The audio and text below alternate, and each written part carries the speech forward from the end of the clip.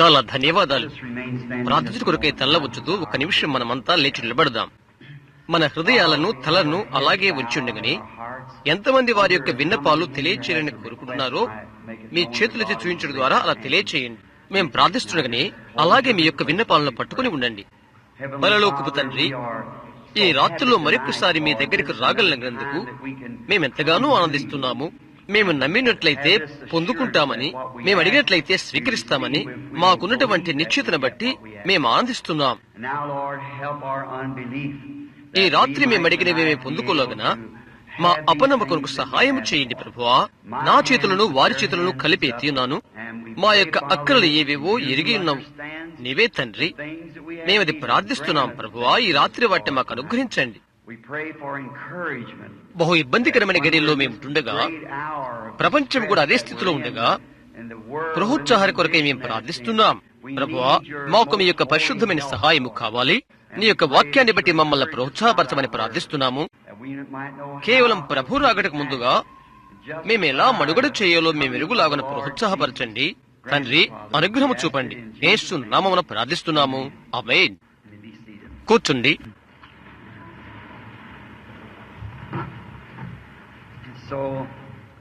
కాబట్టి తిరిగి రాత్రిలో చేరుకుని మన ప్రశస్తమైన ప్రభువును గురించి మాట్లాడనేది ఎంతో ఆనందకరమైన విషయం. ఇక్కడ తిరిగి లేన్ టెక్ లో ఉండుట సంతోషం. ఇంటికి వస్తున్నట్లుగానే ఉంటుంది. నేను అనేక సార్లు చూస్తున్నాను. ప్రార్థించడం కొరకై చాలా చాలా చేతి రుమాలు ఇక్కడ ఉండటం నేను చూశాను. గత రాత్రి మన యొక్క అనుక్రమమైన స్వస్థత కూడికలు ప్రార్థనా కార్డులనే పుచ్చుకొని ముగించుకున్నాము. 2 కూడికలు ఉన్నవి కాబట్టి అలా చేశాం. 2 కూడికలు ఉండుటనేది మీరు ఒక విధంగా బాధను చేకూర్చుతుంది.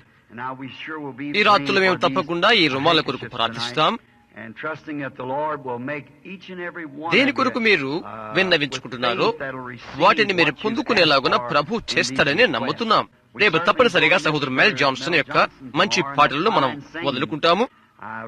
ప్రభు అతనికి అనుగ్రహించిన మంచి స్వరాన్ని బట్టి నేను అభినందిస్తున్నాను. రేపు మీరు ఇక్కడ దర్శించుకున్నట్లయితే జెఫర్సన్ పట్టణంలో నాకు కొందరు స్నేహితులున్నారని మందిర సంబంధమైన వారితో నేను చెప్పాను. మన సహోదరుడు మీట్ ఫిలడెల్ఫియా సంఘస్థులు వారి యొక్క కూడిక ఉన్నదని తలుస్తున్నాను. మీకు కూడిక ఉన్నదో లేదో నాకు తెలియదు. కూడిక ఉన్నది.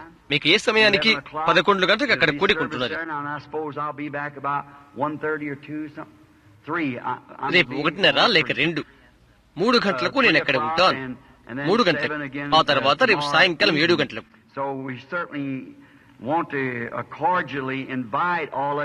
మీరు మీ యొక్క సంఘాల్లో కూడిక లేనట్లయితే మిమ్మల్ని ఎంతగానో మర్యాదపూర్వకంగా ఆహ్వానిస్తున్నాం మేము. మీరు మీ యొక్క స్వంత విద్యుత్ ధర్మం నుండి మిమ్మల్ని లాగాలని మేము అనుకోవడం లేదు. ఎందుచేతంటే అది మా యొక్క అభిమతము కాదు. ఎవరైతే రక్షించబడలేదో వారిని పట్టుకుంటే మా ప్రాముఖ్య అభిమతం. ఎవరైతే పరిశుద్ధాత్మను పొంది ఉండలేదో అది మీకు ఎంతో ప్రాముఖ్యమని నమ్మండి. అటు తర్వాత మీకు సహాయం చేయటం కొరకే మేము ఇక్కడ ఉన్నాం. ఆ తర్వాత పలు విధాలైన సంఘాల నుండి వచ్చిన వారు, వ్యాధిగ్రస్తులు, బాధలతో ఉన్నవారు, వారి కొరకై ప్రార్థించడం కొరకే మేము ఇక్కడ ఉంటున్నాం. నీవెక్కడి నుంచి వచ్చావో ఆ సంఘంలోకే అక్కడికే తిరిగి వెళ్ళు. నీవు పరిశుద్ధాత్మను పొందినట్లయితే, నీవు స్వస్థతను పొందుకున్నట్లయితే సాక్ష్యంతో వెళ్లిపోయి ఇతరులకు తెలియచేయి. నీ సంఘం నమ్మకపోయినప్పటికీ ఎలాగైనా వెళ్ళు. చూశారా, ఎక్కడైతే ఎంతో వెలుగు అవసరమున్నదో అక్కడ నీ యొక్క వెలుగును ప్రకాశింపచేయడం ఎంతో సులభం. అయితే ఎక్కడ వెలుగు లేదో అక్కడనే వెలుగును ప్రకాశింపచేయాలని మేము కోరుతున్నాం. అక్కడ దాని పలుకుబడిని అది ఇస్తుంది. సహోదరు వేల్, వందనాలు. వారికి వినపట్టలేదని సహోదరు వేల్ అనుకుంటున్నాడు. బాగుందా? మంచిది. అది మంచిదే. ఈ రాత్రి స్వస్థత కూడిక లేకుండగానే ఈ రాత్రి కొంచెం పెందలిక్కడ పంపించాలని నేను అనుకుంటున్నాను. రాత్రి కూడా 9:30కే మీరు బయటికి వెళ్లాలని నేను ప్రయత్నిస్తున్నానని చెప్తూనే ఉన్నాను. అయితే ఆ సమయానికి ఎంతో సమీపంగా ఉంటున్నాం. 9 గంటలకి 5 నిమిషాలు ఉన్నవి. ఆ తర్వాత నేను ఇక సమయంలో ప్రవేశిస్తే 2 గంటల సేపు ఈ ఉదయం మిమ్మల్ని ఉంచుతాను. నేను మీకు చెప్తాను. బహుశా మీరు దాన్ని భరించి ఆనందిస్తారు. రేపు రాత్రికి నేను పట్టణాన్ని విడిచిపోతున్నాను. అయితే వారి మధ్య 20 నిమిషాలు మాత్రమే సంభాషణ గడపాలనుకుంటున్నాను. అయితే నేను అలసిపోయే వరకు మాట్లాడాలనుకుంటున్నాను. ఆ సమయానికి మీరంతా అలసిపోతారని నాకు తెలుసు. కాబట్టి నేను ముగించలేను. నేను మెల్లగా వెళ్ళిపోతాను. కొద్దిసేపు విశ్రాంతి తీసుకుంటాను.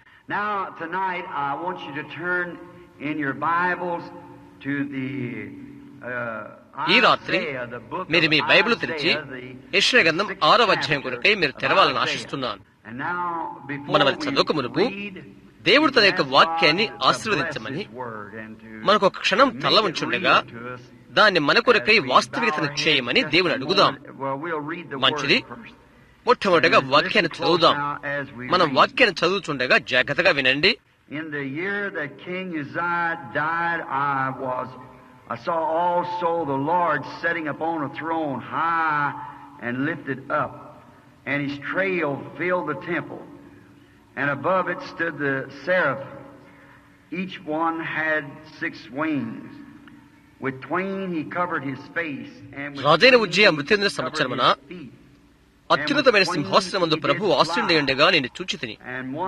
ఆయన చొక్కా ఎంచులు దేవాలయంలో నిండుకునెను. ఆయనకు పైగా సిరూపులు నిలిచిండేది. ఒక్కొక్కరికి 6 రెక్కలుండెను. ప్రతివాడు 2 రెక్కలతో తన ముఖమును 2తో తన కాళ్లను కప్పుకొనుచు 2తో ఎగురుచుండెను. వారు సైన్యములకు అధిపతియగు యెహోవా పరిశుద్ధుడు, పరిశుద్ధుడు, పరిశుద్ధుడు, సర్వలోకము ఆయన మహిమతో నిండియున్నది అనే గొప్ప స్వరముతో గాన ప్రతిగానములు చేయుచుండిరి. వారి కంఠస్వరం వలన గడప కమ్ములు పునాదులు కదలుచు మందిరము ధూమము చేత నిండగా నేను అయ్యో, నేను అపవిత్రమైన పెదవులు గలవాడను, అపవిత్రమైన పెదవులు గల జనుల మధ్య నివసించువాడను, నేను నశించుదని రాజును సైన్యములకు అధిపతిగా యెహోవాను నేను కనులారా చూచిదనుకుంటుని. అప్పుడు ఆ శరీరపులో ఒకడు తాను బలిపీఠం మీద నుండి కారుతో తీసిన నిప్పును చేత పట్టుకుని నా యొద్దకు ఎగిరి వచ్చి నా నోటికి దాన్ని తగిలించి, ఇది నీ పెదవులకు తగిలిన కనుక నీ పాపమునకు ప్రాయశ్చిత్తమాయెను, నీ దోషము తొలగిపోయెను అనెను. అప్పుడు నేను ఎవరిని పంపెదను, మా నిమిత్తము ఎవడు పోవునని ప్రభు సెలవీయగా వింటిని. అంతట నేను చిత్తగించు, నేనున్నాను, నన్ను పంపవనగా. ప్రార్థించుకుందాము. ప్రభువైన యేసు, ఈ రాత్రిలో ఈ అతి శ్రేష్టమైన గ్రంథాన్ని వివరించుటకు మేము తగిన వారము కాదు. అయితే నీ యొక్క సహాయాన్ని కోరుకుంటున్నాం ప్రభువా. మరొకసారి చికాగో పట్టణంలో సువార్త ప్రచురణ కొరికే మేము కోరిక కలిగి ఉన్నాం, మరొకందుకు కాదు. ప్రభువా, దయచూపండి. ఈ పలుకుబడి నిత్యమైన పలుకుబడి ఎగును కాక అనుగ్రహించండి. యేసు నామమున అడుగుచున్నాము, ఆమేన్. దీనిలో నుండి పలుకుబడి అను పాఠ్యాంశాన్ని స్వీకరించాలని నేను ఆశిస్తున్నాను. మనము చేయనటువంటి దానిలో నుండి ఒకటేదో ఉంటుందని మీకు తెలుసా? మనం చేయడాన్ని బట్టి మరొకరు ప్రభావితులవుతారని మీకు తెలుసా? మనం నడిచే నడకను బట్టి, మనం పలికే మాటను బట్టి, మనము జీవించే జీవితాన్ని బట్టి ఇంకొకరు పలుకుబడి చెందుతారు.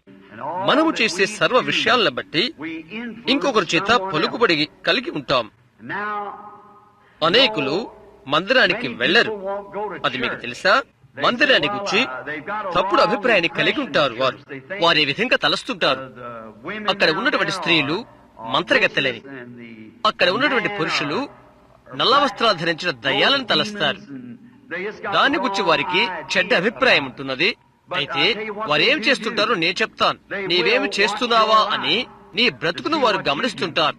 దేవుని చేత వ్రాయబడి మనుషులందరి చేత చదువుబడుతున్న పత్రికల మనమని పౌలు చెప్పాడని నేను తలుస్తున్నాను.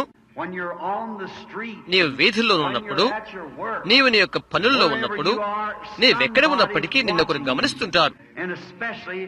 ప్రత్యేకించి నీవు క్రైస్తవుడు అని ఒప్పుకున్న తర్వాత మరెక్కువగా నిన్ను వారు గమనిస్తుంటారు. అది నీ చుట్టూరా ఉన్నటువంటి ప్రజలకు ఒక ప్రభావాన్ని, అనగా పలుకుబడిని కలిగిస్తుంది. మనం ఏమి చేస్తున్నామో మనం దాన్ని గమనిస్తుండాలి. అందుచేత మనము చెడ్డ పలుకుబడిని పుట్టించినట్లయితే అలాంటప్పుడు దూషణకు కారణభూతులవుతున్నాం. అది మన మీద మరింత కాదు, కానీ మనం ఏమని చెప్పుకుంటున్నామో ఆ క్రైస్తవం అనే దానిపైన అది ఉంటున్నది. క్రీస్తు పైకి దాన్ని మనం తెస్తున్నాం. క్రీస్తు పైన ఎవరు కూడా దూషణ తీసుకురావాలని అనుకున్నాడు. అయితే చెడు కార్యము, చెడు సమయము తప్పకుండా నిన్ను గమనిస్తూ నా వ్యక్తిపై ప్రతిఫలింపజేస్తున్నది. నీవు క్రైస్తవుడని చెప్పుకున్న తర్వాత ఇంకా ప్రతి ఒక్కరూ నిన్నే గమనిస్తుంటారు. ఈ రాత్రి మనం పాఠ్యాంశంగా మాట్లాడుకుంటున్న పలుకుబడి అనేది తిరిగి వెళ్లి మీరు దాని గురించి చదవాలన్నప్పుడు దాని యొక్క వాస్తవమైన పాఠం ఏదనగా దాన్ని 2వ దినోత్సాంతాల గ్రంథము 26వ అధ్యాయంలో చూడగలుగుతారు. అది రాజైన ఉజ్జియా యొక్క జీవితం. రాజైన ఉజ్జియా గొర్రెలు కాయు బాలుడై ఉండెను. రాజకుమారుడైన ఆ యవ్వనుడు బాహ్య ప్రపంచ అలవాట్లను అభిమానించడేవాడు. అతడు అడవులను, మంద కాపరులను ఇష్టపడేవాడు. అతడు ద్రాక్ష తోటలంటే ఇష్టపడేవాడు. వనాలు పెంచుట అంటే అభిమతం కలిగి ఉండేవాడు. ఈ యవనస్తుడు నిజంగా మంచి పలుకుబడి చేతనే పెంచబడ్డాడు. తన యొక్క తండ్రి అమజ్యా చాలా గొప్ప వ్యక్తి. అతని యొక్క ఆఖరి దినాలలో అతని కొద్దిగా దిగజారిన వాడై పరాయి దేశం నుండి కొన్ని దేవతలను తీసుకుని వచ్చాడు. అయితే ఈ యవనస్తుడు మంచి పలుకుబడి చేతనే ప్రభావితుడయ్యాడు.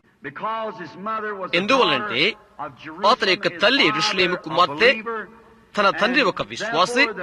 అందువలన ఆ పిల్లవాడు మంచి పలుకుబడి చేతనే పెంచబడ్డాడు. ఒక బిడ్డను పెంచుడనేది అది ఒక మంచి మార్గమే. అతను అలాగే పెంచబడాలి. అదేంటో తెలుసా? మిమ్మల్ని గమనిస్తున్న ప్రాముఖ్య కళ్ళు ఏవంటే మీ బిడ్డలే. మీరేం చేస్తారో వారు గమనిస్తుంటారు. మీరేం చేస్తుంటారో దాన్ని వారు అనుకరిస్తారు. ఎందుకంటే మీరు చేయనిదంతా వారి ముందు మార్గదర్శకంగా ఉంటుంది. కాబట్టి ఇక్కడ కొంచెం కాలం క్రితం జరిగినది నాకు జ్ఞప్తిస్తుంది. లాస్ ఏంజల్స్ లో ఫుల్ గాస్పల్ బిజినెస్ మెన్ వారి కూటాల్లో నేనున్నాను. సోదరు ఓల్ రాబర్ట్స్ ఒక అభిప్రాయం ఇచ్చారు. నేను లేచి దీని గురించి ఒకటి చెప్పమని వారు నన్ను అడిగారు. పలుకుబడు అనే దాని గురించి చెప్పమన్నారు. నేను ఒకప్పుడు చదివినటువంటి కథ జ్ఞప్తి వచ్చినది. ఒకతను క్రిస్మస్ బహుమతులు తీసుకుని తన ఇరుగు పొరుగు వారిని, తన యొక్క సాటి సహచరులను పంచిచుటకు వెళ్ళాడు.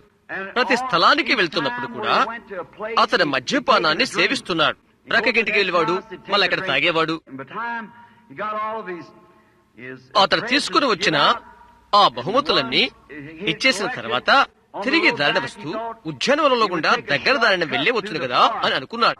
అతను 4-6 అంగుళాల లోతున మంచులో పడిపోయాడు. ఇక్కడ నడవలేని కదా అనుకుని ఇటు అటు వంకరగా తిరుగుతూ వెళ్లిపోతున్నాడు. ఎందుకంటే అతని మద్యపానం చేత ప్రభావితుడైపోయాడు. కాబట్టి ఇతడు ఆ విధంగా తిరిగి వస్తున్నప్పుడు తన యొక్క 7 సంవత్సరాల బిడ్డ గమనించాడు. వంకర టింకరగా పెద్ద పెద్ద అడుగులు వేస్తూ పడిపోతూ వస్తున్నాడు. అతను తన చిన్న బిడ్డ చెయ్యి పట్టుకునే వరకు ఆగాడు. బిడ్డ, ఎందుకలా నడుస్తున్నావు అని అడిగాడు. అతను చెప్పాడు, నానా, నేను నీ అడుగుల్లో అడుగు వేయడానికి ప్రయత్నిస్తున్నాను. చూడండి, అది ఎంత మాదిరికరమైన పోలిక ఉంటున్నది. ఎందుకంటే అది సత్యమే. మీ బిడ్డలకు మీరు అడుగులు చూయించగలుగుతారు. మన బిడ్డల ఎదుట మన అమెరికా వారు చిన్న చిన్న అడుగులు వేస్తున్నారు. పొగ త్రాగుతుంటారు. స్త్రీలు పురుషులు మద్యపానాన్ని సేవిస్తారు. పేకాట ఆడుతారు, జోదం ఆడుతారు. రాబోతున్న తరము లేక మున్ముందు రాబోతున్న వారు ఎటువంటి వారు అవుతారు? ఇప్పుడు అది తిరిగి పందల గుంపైపోతుంది. ప్రపంచమంతా అదే స్థితి ఎందునని అనుకుంటున్నాను. ఈ తరము లేక ఈనాటి ప్రజలు ఇలాగే ఉన్నట్లయితే తర్వాత వచ్చేవారు ఎటువంటి దాన్ని పుట్టించగలుగుతారు? ఇంకొకటి ఉన్నట్లయితే, మానవ జాతి అంతా అలాగే ఉన్నట్లయితే నిస్సహాయ స్థితిలో ఉండిపోతారు. ఎందుకంటే మనగా వధ చేసుకుంటూ ఇతరులకు ఆదర్శంగా ఉన్నాం. క్రైస్తవులమని చెప్పుకుంటున్న క్రైస్తవులు సహా పొగ త్రాగుతారు, మద్యపానాన్ని సేవిస్తారు, మోసం చేస్తారు, మోసపూరితంగా ఉంటారు. ఈ సమయమందు క్రైస్తవేము అధోగతి పాలైందంటే ఆశ్చర్యపడవసరం లేదు. మందిరానికి వెళ్తున్న వ్యక్తి క్రీస్తుని ఇంకా అంగీకరించిన వారిపైన పలుకుబడిని కలిగి ఉంటాడు. మనుషుడు తన యొక్క సాక్ష్యాన్ని నిలబగోరుతూ తర్వాత తనకు ఇష్టం వచ్చిన రీతిగా జీవిస్తాడు. కనుక ఆ కారణము చేతనే పరిశుద్ధాత్మ ఎంతో అవసరమై ఉంటుంది ఈనాడు. ఎందుకంటే ఆయనే నీ జీవితంలో జీవించువాడై ఉండాలి. నీకు నీవుగా జీవించలేవు. క్రీస్తే నీలో ఉండునది. పరిశుద్ధాత్మ పొందిన తర్వాత నీ యొక్క జీవితంలో ఆయనకు ప్రథస్థానం లేనట్లయితే అలాంటప్పుడు నీవు గుర్తుంచుకోవాలి, నీవు పరిశుద్ధాత్మను పొందలేదు సుమా. ఎందుకనగా ఆయన నువ్వు జీవించినట్లయితే ఆయన స్వంత జీవితమే నీలో ఉంటుంది. నీవిక నీ వాడవు కాదు, నీవు మృతుడవు. దేవుని యందు నీ జీవితం దాచబడి ఉన్నది, క్రీస్తు ద్వారా పరిశుద్ధాత్మ వల్ల ముద్రించబడినది. కాబట్టి నీవేమై ఉన్నావో ఇక మీద నీకు నీవై ఉండవు. సరే, ఈ యవనస్తుడు దైవభయం కలిగిన తండ్రి తల్లి వలన తర్బీతు పొందినాడని మనం చూశాము. అతని యొక్క తండ్రి మృతి చెందిన తర్వాత 16 సంవత్సరాల వయస్సు గల అతనిని ప్రజలు తీసుకుని రాజుగా చేశారు. అతడు సింహాసనాసుడు అయినప్పుడు అతడు 16 సంవత్సరాల వయస్కుడు. అతని యొక్క జీవితాన్ని మీరు చదివినట్లయితే దేశం యొక్క రాజకీయాలతో అతడు ప్రభావితుడు కాలేదు. పెద్దరికం చేయు భావాన్ని అతడు కలిగి ఉండలేదు. దేవుని గూర్చి అతడు అభిష్టత కలిగి ఉండేవాడని బైబిల్ చెప్తుంది. ఈ యవనస్తున్న ప్రవక్త కది గొప్ప పలుకుబడిని కలుగు చేసినది. అదే కాలమందు రాజైన ఉజ్జియా కాలమునందే ప్రవక్తని యెషయా ఉన్నాడు. ఇద్దరూ యవనస్తులుగా ఉన్నారు. ప్రవక్త రాజు ఇరువురు కూడా స్నేహితులుగా ఉన్నారు. యెషయా రాజభవనంలోనే ఉంటూ రాజు యొక్క భుజంపై ఆనుకుని ఉన్నాడు. ఈ యవను యొక్క పలుకుబడి యెషయాను ప్రభావితుడిగా చేసినది. ఇతడు యెషయాకు నాయకుడయ్యాడు. ఎందుకంటే ప్రజల్లో ఎటువంటి వ్యత్యాసం అతను కలిగి ఉండలేదు. కాబట్టి ఒక ప్రక్క నుండి మరో ప్రక్కకు వాలుట అనేది అతను ఎన్నడూ అనుమతించలేదు. దేవుని మాత్రమే అతడు సేవింపని నేర్చుకున్నాడు. ఆదర్శంగా తీసుకుంటానికి అలాంటి వారే మంచి వ్యక్తులు. ఎటువంటి ఇతరత్ర అన్య ప్రపంచంతో రాజీ పడటం అతను చేయలేదు. దేవుడు అతనితో ఉండి అతని దీవించుట, తన యొక్క రాజ్యాన్ని ఎంతగానో ఉన్నత స్థితికి తెచ్చుటకు అన్యులు అది చూశారు. దేవుని యొక్క వాక్యముతో ఏ వ్యక్తి ఉన్నప్పటికీ దేవుని అతను దీవిస్తాడు. దేవుని యొక్క వాక్యముతో ఉండు ప్రతి వ్యక్తిని దీవించుటకు దేవుడు కృతనిశ్చయత కలిగి ఉంటాడు. ఈ రాజును గూర్చి యెషయా ఎంతో అభిమానితుడయ్యాడు. అటు తర్వాత రాజు యొక్క రాజ్యం విస్తరించిపోయినది. అతని రాజ్యమందు సొలొమోను తర్వాత ఉన్నటువంటి అలాంటి వాడని నేను ఊహిస్తున్నాను. ఎందుకంటే అతని యొక్క పలుకుబడి ఐగుప్తు దేశం వరకు వ్యాపించినది. దేవుని కొరకు ఏ వ్యక్తి అయినా ముందుకు వేయటానికి అదెంతో సఫలీకృతమగునో అలాగే యవనుడు ప్రవక్తయగు ఈ యెషయాకు ఎంతగానో దోహదమైనది. అది రాజకీయమైనప్పటికీ ఇంకా ఏదైనప్పటికీ దేవుని యొక్క వాక్యముతోనే అతను ఉండడము సుస్థిరత ఉన్నాడు. నిజంగా ప్రవక్తకు యెషయా పైన పలుకుబడి కలిగి ఉన్నది. ఈ యొక్క యవనుడు దేవుడు ఎంతగానో ఆస్వాదించాడు. ఎందుకనగా అతను దేవుని యొక్క వాక్యమునకు యథార్థంగా ఆధారపడి ఉన్నాడు. కాబట్టి ఈ రోజు అనేక మంది క్రైస్తవులు ఎలాగుంటున్నారో ఆ విధంగా ఉన్నాడని మనం చూస్తున్నాం. ఎంతకాలం అయితే అతను తను తగ్గించుకున్నాడో అప్పుడు దేవుడు అతను ఆస్వాదించాడు. అయితే బైబిల్ ఇక్కడ చెప్తుంది, అతడు గర్వించినప్పుడు, అతను అన్ని విధాలా ఉన్నప్పుడు అప్పుడు తనకు తాను గర్వించాడు. అప్పుడు రహదారి నుండి దారి తప్పిపోయాడు. ఈ రోజు కూడా సంఘాలు ఆ విధంగా ఉంటున్నవి. మానవుడు ఎప్పుడైతే పర్వాలేదులే అని తనకు తాను అనుకుంటున్నాడో అది ఎప్పుడూ అలాగే ఉంటున్నది. వారికి ప్రార్థించనవసరం లేదు. వారి యొక్క పరిచర్యకై దేవునిపై వారు ఆధారపడారు. నేను చెప్పబోతున్నాను, మీరు క్షమించినట్లయితే నేను ఒక రచయితతో అంగీకరిస్తున్నాను. ఈ ఆఖరి దినాల ఉద్యోగాలు, ఈ కడవ దినపు ఉద్యోగాల్లోని అనేకులు ముక్కలు చెక్కల కావటానికి అదే కారణమవుతుంది. కొందరైతే తమ వేదిక దగ్గరే మద్యపానం సేవిస్తూనే చెప్పుకునేవారు గమనిస్తున్నాం. కొందరైతే తప్పులు చేయటం చూస్తున్నాం. అది ఎందుచేతనగా తమకు తామే సరిపోయిన వారనే అనుకున్నంతగా ప్రజలపైన వారటువంటి పలుకుబడిని కలిగి ఉన్నారు. అదే వారి యొక్క చిన్న రాజ్యం. ప్రజలను తమ గుప్పిట్లో పెట్టుకుంటారు. వారు ఏమి చేయాలనుకుంటారో అది చేస్తుంటారు. ప్రజలు దాన్ని గమనించరు. అయితే దేవుడు దాన్ని గమనిస్తున్నారా? ఆయన ఒక్కడే దాన్ని చూచువాడు. ఒక్కనొక దినాన నెబుకద్నెజరు అలా నడుస్తూ వెళ్తూ, చూడు ఎంతటి ఘనమైన రాజ్యం నేను నిర్మించాను అని అంటున్నాడు. ప్రభు యొక్క దూత అతన్ని మొత్తినది. అయితే ఒక స్త్రీ గాని పురుషుడు గాని, అతను బిషప్ కానివ్వండి లేక కార్డులు కానివ్వండి, అతను ఏమైనప్పటికీ నీకు నీవే సమర్థులు అని తలంచినప్పుడు అప్పుడు నీవు వెంటనే తెలివితో గమనించి జాగ్రత్త తీసుకోవాలి. ఎందుకంటే నీవు అలాగుంటము దేవుడు అనుమతించడు. ఎందుకంటే దేవుడు తన మహిమను ఇతరులకు చెందనివ్వడు. లేదండి, దేవునికి మాత్రమే మహిమ చెందాలి. కొన్నిసార్లు ఒక మనిషికి తన సహోదరుల కంటే కొంచెం మెన్నైన పరిచయం అనుగ్రహించి తను దీవించవచ్చు. శ్రేష్టమైనది అది కాదు. తన సహోదరుల కంటే కొంచెం తేడాతోనున్న పరిచర్య అది. మొట్టమొదటిగా ఏమి జరుగుతుందో తెలుసా? ఆ మనిషి హెచ్చించుకుని రొమ్ము విరుచుకుంటాడు. అయ్యో, అతను నిన్ను నేలకు తులిపివేస్తాడు. ఇంటిలో నుండి బయటికి అడుగు పెడుతున్న సమయం అదే నేను అనుకుంటున్నాను. ఎందుకంటే దేవుడు అలాంటి వ్యక్తిని వినియోగించుకున్నాడు. ఈ రాజు అతను దైవభక్తి కలిగినప్పటికీ అతను తనకు తానుగా సంతృప్తి కలిగిన వాడయ్యాడు. అతడు గర్వంతో ఉబ్బిపోయాడు. ఎవరిని కూడా సంప్రదించకుండానే అతను అనుకున్నది అతను చేయగలనుకున్నాడు. అయితే గుర్తుంచుకునండి, మనం ఎల్లప్పుడూ కూడా దేవుని ఆధీనంలోనే ఉంటున్నాం. దేవుడు మన యొక్క దేవుడే. అతను ఎంతగానో దేవుడి చేత దీవించబడి ఉన్నాడు కాబట్టి దైవ సేవకుడి యొక్క స్థానాన్ని సహా ఆక్రమించినంతటి అహంకారయ్యాడు. కాబట్టి ధూప నైవేద్యం తీసుకుని దైవ సేవకుని స్థానాన్ని ఆక్రమించి వెళ్లబోయాడు. తన యొక్క స్థాన విధిని అతడు అతిక్రమించాడు. దానిని నేను ఎల్లప్పుడూ కూడా ఫుల్ గాస్పల్ మెన్ ప్రజలతో చెప్తూ ఉంటాను. మీరు బోధకులు అవటానికి ప్రయత్నించకండి అని చెప్తుంటాను. కార్యాలు సరిచేయటానికి తగినంత సమయం బోధకులు సరిపోతుంది. మనమెంత స్వల్పంగానే కార్యాలు నిర్వహిస్తున్నాం. ప్రత్యేకించి ఆ పనికి ఎన్నడూ పిలువబడని వ్యాపార క్రైస్తవులను ప్రత్యేకించి తీసుకో. చూడండి, నీవు ఆ పని చేసినట్లయితే నీ హద్దులు దాటి నీవు అడుగు వేస్తున్నావు. దీని ద్వారా నీవు ఒక పాఠాన్ని నేర్చుకోవచ్చును. అనేకులు అలాంటి వారు ఉంటున్నారు. ఎవరు కూడాను అలాంటి వారు అనేక మంది రాత్రి కూడా వేదిక వద్ద నిలబడి ఉన్నారు. అది కేవలం భక్తి కోసమో ప్రజా పలుకుబడి కోసమో అలాగున్నారు. లేక ఒకరు పొందిన దానికంటే మరొకరు పొందిన కొరకై అలా చేస్తున్నారు.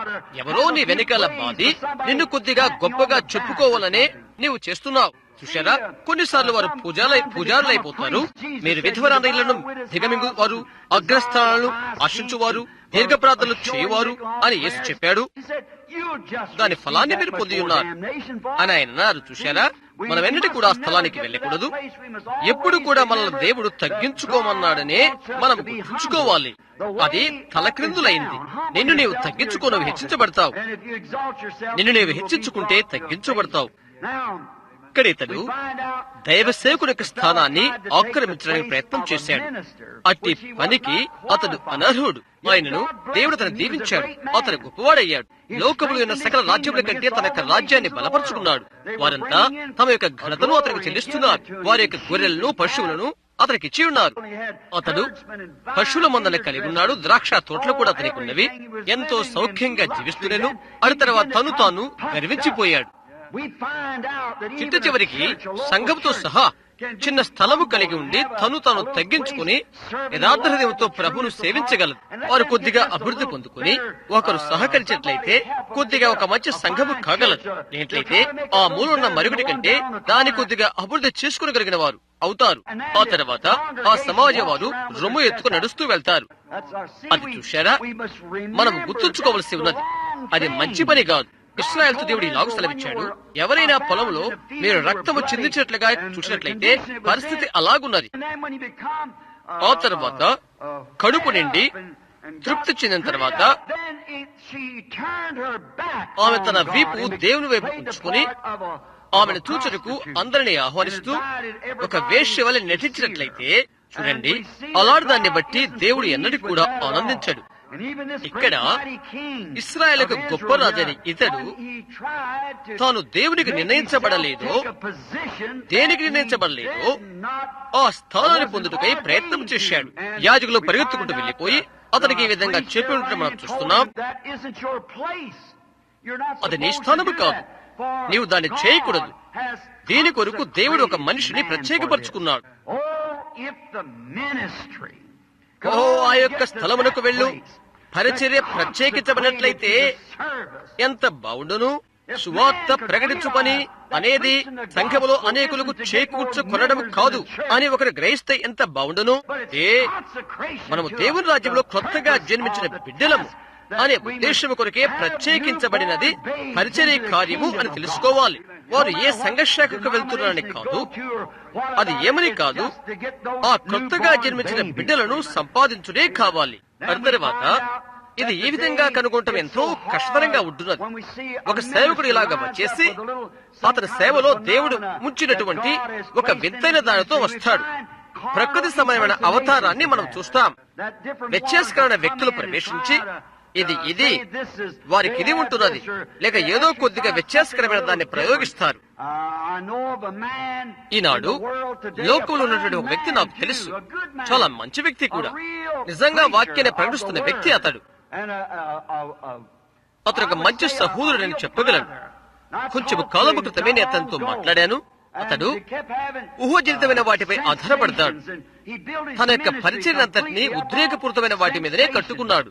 ప్రజలకి ఇక చావుండదు అని అన్నట్లుగా ఇప్పుడు వారంతా నిత్య జీవంలోనికి బాప్తిసం పొందుతున్నారు.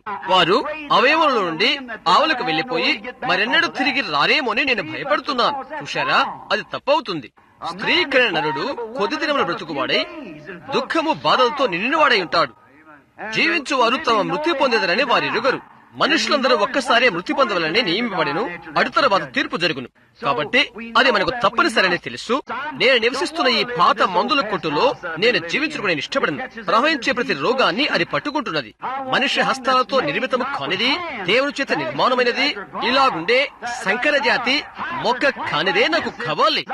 దేవుని హస్తాలతో నిర్మించబడినవే నాకు కావాలి. వ్యాధి బాధలు మరణము దాని నుండి దూరమైపోతవి. ఆయన నన్ను ఎప్పుడు రమ్మని ఆజ్ఞాపించినప్పటికీ దేవుని కృపను బట్టి నేను సిద్ధంగా ఉన్నాను.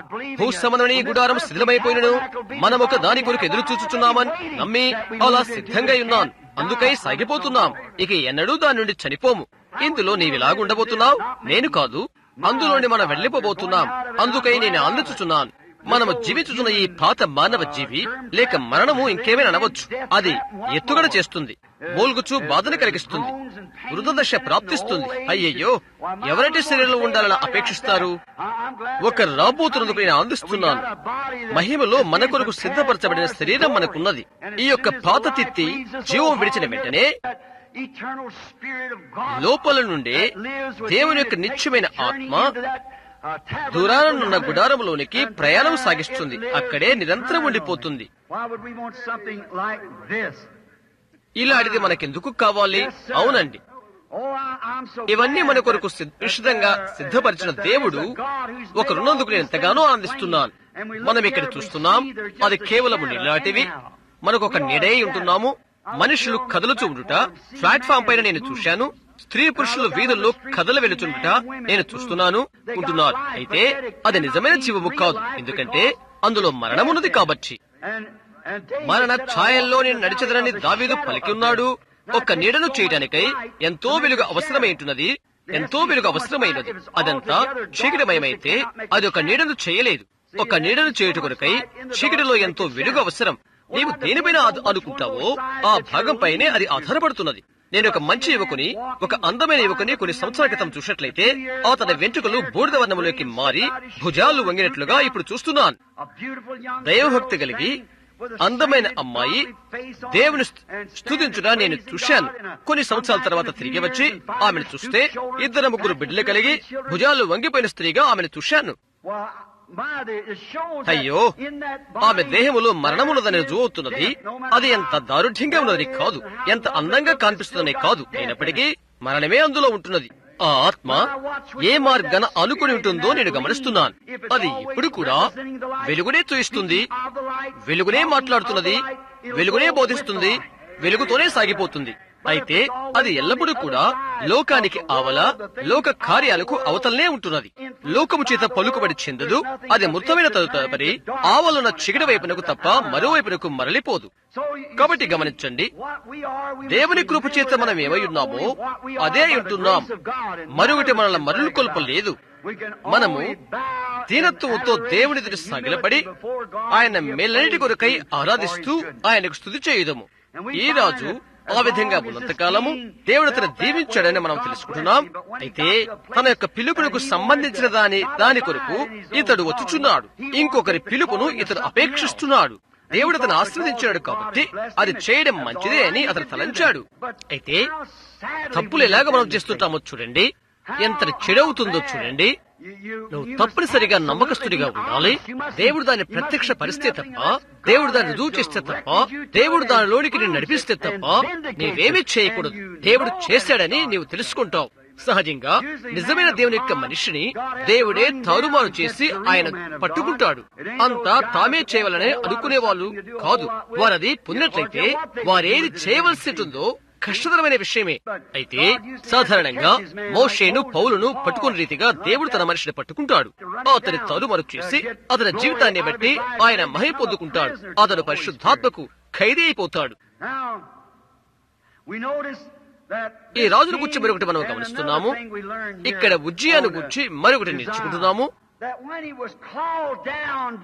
పరిచర్య కొరకు ప్రత్యేకించబడి ధూపం వేయటానికి అధికారం గల వ్యక్తి అతన్ని క్రిందకు పిలుస్తున్నప్పుడు, అతన్ని క్రిందకు పిలిచినప్పుడు అతనిపై కోపడుతున్నాడు. అది ఎంతటి శాపగ్రస్తమైన విషయం అవుతుంది. ఒక వ్యక్తి నీవు తప్పిదములో ఉన్నావని తెలియచెప్పినప్పుడు అలా తిరస్కరించడం ఎంత తప్పిదమవుతుంది. నీవు తప్పిదస్తుడవని వాక్యం ద్వారా రుజువు చేయబడినప్పుడు నీవు తిరస్కరిస్తే ఎంత తప్పవుతుంది. ఎందుకంటే అతడు ఏమి చేయాలనుకుంటాడో అది చేస్తాడు, వాక్యానికి లోబడడు, అందుకని కోపడతాడు. రాజుకు ఏమి జరిగిందో తెలుసా? అతను ఇంకా కోపడుతుండగానే కుష్ఠరోగం అతని ముఖములో తాండవమాడినది. ఉజ్జియా ముఖము కుష్ఠరోగము కమ్మినది. యాజకులు అది గుర్తించారు. ఆలయం నుండి బయటికి నెట్టివేశారు. కుష్ఠరోగిగానే అతడు చనిపోయాడు. ఎంత ఘనంగా ఆరంభమైన అంతటి ఘనమైన గొప్ప జీవితము కుష్ఠరోగిగా అంతమైపోయినది. త్రోసివేయబడ్డాడు. దేవుని చేత ఒకప్పుడు పలుకుబడగలిగిన ఆ జీవితము ఒక ప్రత్యేక గదిలో కాలము గడపవలసి వచ్చెను. మర్యాదతోనే నేను దీన్ని చెప్తున్నాను. సువార్తపురములో అనేకులుండుట నేడు మనం చూస్తున్నాము. యవ్వనస్తులు, మధ్య వయస్కులు, వృద్ధులైన పెద్దవారు మంచిగా పరిగెత్తి ప్రయత్నించి దేవునికి బావుగా కనిపించుకున్నవారు వారంతా కూడా. అయితే ఈనాడు వారంతా ఎంతో దూరం అయిపోయారు. పెరిగిపోయిన వారై త్రాగుబోతులైపోయి మనకు దూరం అయిపోయి ఎక్కడో ఉండిపోయారు. కొందరైతే సంపూర్తిగా వెనకబడిపోయారు. కొందరు డబ్బు కొరకు పిచ్చివాళ్ళై తిరిగిపోయారు. మరికొందరైతే స్త్రీల వెంటబడి పరుల భార్యలను పెళ్లి చేసుకున్నారు. ప్రతి సంఘర్షణలో కూడా ఇవన్నీ చొచ్చుకొని పోయి ఎంతో హీనమైపోయినది. ఒకరినొకరు చెడ్డాని పిలవరు. ఎందుచేతనగా అందరూ అన్ని సంఘర్షణలు అంతే గనక వారు అలాగూ అనరు. ఒకప్పుడు దేవుని చేత పలుకుబడగలిగిన మనుషుల వల్ల కూడా ఎంతో పలుకుబడగలిగిన ఒక మనిషి మాకు తెలుసు. అయితేనే పడిపోయారా? వారిని వారే సమర్థించుకుంటారు. ఒకరు దేవుని వల్ల పలుకుబడగలిగిన వాడైతే ఎల్లప్పుడూ కూడా అతడు తను తాను తగ్గించుకున్న వాడై ఉండవలను. ఎప్పుడు కూడా అలాగే ఉండాలి. ఈ రాజు ఎంతో హీనదశతో కుష్ఠరోగి చనిపోవడం మనం చూస్తున్నాం. అటు తర్వాత ఏ మనుషుని మీద కూడా ఆధారపడవలదని, దేవునిపై మాత్రమే ఆధారపడవలని యవ్వన ప్రవక్తకు ఒక పాఠమవుతున్నాడు కూడా ఇతడు. ఒక మాదిరి కొరకు ఒక వ్యక్తినే చూచినప్పుడు ఈ మనుషుడు అపజయం పొందాడు, మంచివాడైనప్పటికీ కూడా. కాబట్టి మనుషుడు తానెంతటి వాడైనప్పటికీ అది చూడక దేవుని మీదనే మన మనసు ఉంచాలంటకు ఈ రాత్రి ఇది మనకు గొప్ప పాఠమవుతుంది. అతడు కార్నేనైనప్పటికీ, బోధకుడైన ప్రవక్త అయిన ఎవరైనప్పటికీ తప్పిదము నుండి, పొరపాట్ల నుండి, పాపము నుండి, మరణము నుండి మాపు చేయలే వీలుపడదు. అయితే యేసుక్రీస్తుడు ఒకరున్నారు, ఆయన ఒక్కరు మాత్రమే. దీని ద్వారా యెషయా ఒక పాఠాన్ని నేర్చుకున్నాడు. దేవుడు తన మనుష్యుడు ఒక స్థానమందుటకు నిర్ణయిస్తాడు. నేను ఒక దైవసేవకునైతే నేను ఒక సులభమైన జీవితాన్ని తీసుకున్నవాడిని అవుతాను అని చెప్పే హక్కు ఏ మనుషుడికి లేదు. నేను పరిచర్యను చదివేదను అని అనుకుంటున్నాను, నేను అది ఇది చేస్తాను అని అనుకుంటున్నాను. దేవుడు అనుగ్రహించిన ఈ వరాన్ని నేను నకిలీగానగా లేనిది ఉన్నట్టుగా చేస్తాను అనుకుంటున్నాను. నాకు పెద్ద పెద్ద కూటాలు ఇంకా అలాంటివి అనేకము నేను చేస్తాను. చూడండి, అలాంటిది ఈనాడు ఎంతగా విస్తరించేదో చూడండి. అయితే నీవు దీన్ని చూస్తున్నప్పుడు దేవుడు ఆయన కొరకై ఒక మనిషిని ఒక స్థలమందుంచు వాడని యెషయా ఒక పాఠాన్ని నేర్చుకున్నాడు. దేవుడే నిర్ణయించేవాడు సుమా. ఎన్నడూ కూడా ఈ వ్యక్తిని ఆయన పరిచారకుడుగా చేయలేదు. అతన్ని రాజుగా చేశాడు. రాజుగానే అతను ఉండవలసి ఉంటున్నది. నీవు ఇంకొకరి స్థానాన్ని స్వీకరించవద్దని ఇక్కడ యెషయా నేర్చుకున్నాడు. అతని యొక్క ఘనుడైన శూరుడు దిగజారి హీనస్థితిని పొంది చనిపోవడం అతను చూచినప్పుడు తనకున్న ఆశలన్నీ నిరాశలైనట్లుగా యెషయా తలంచాడు. కాబట్టి ఒక దినాన ప్రభువుతో మాట్లాడుకొనకై ఆలయంలోనికి వెళ్లిపోయాడు. అక్కడే అతనికి దర్శనం కలిగినది. ఆలయంలో నిరంతరం ఎవరికై దీక్షిస్తున్నాడో ఆ ఒక్కరిని ఆయనను అక్కడ అతను చూశాడు. ఆలయములో దర్శనమందు దేవుడు సింహాసనాసనుండి చూశాడు. ఆయన వస్త్రపు చెంగు వేలాడుచుండుట ఆకాశమంతరికి హెచ్చింపబడి ఉండుట అతడు చూశాడు. పురాదుల కంటే అత్యున్నతముగా ఆయన యొక్క సింహాసనం హెచ్చింపబడుట దర్శనం అతడు చూశాడు. అతని దర్శనములుగా తాను చూడవలసిన ఆ ఒక్కరనే సాక్షాత్తు దేవుని చూశాడు అతడు.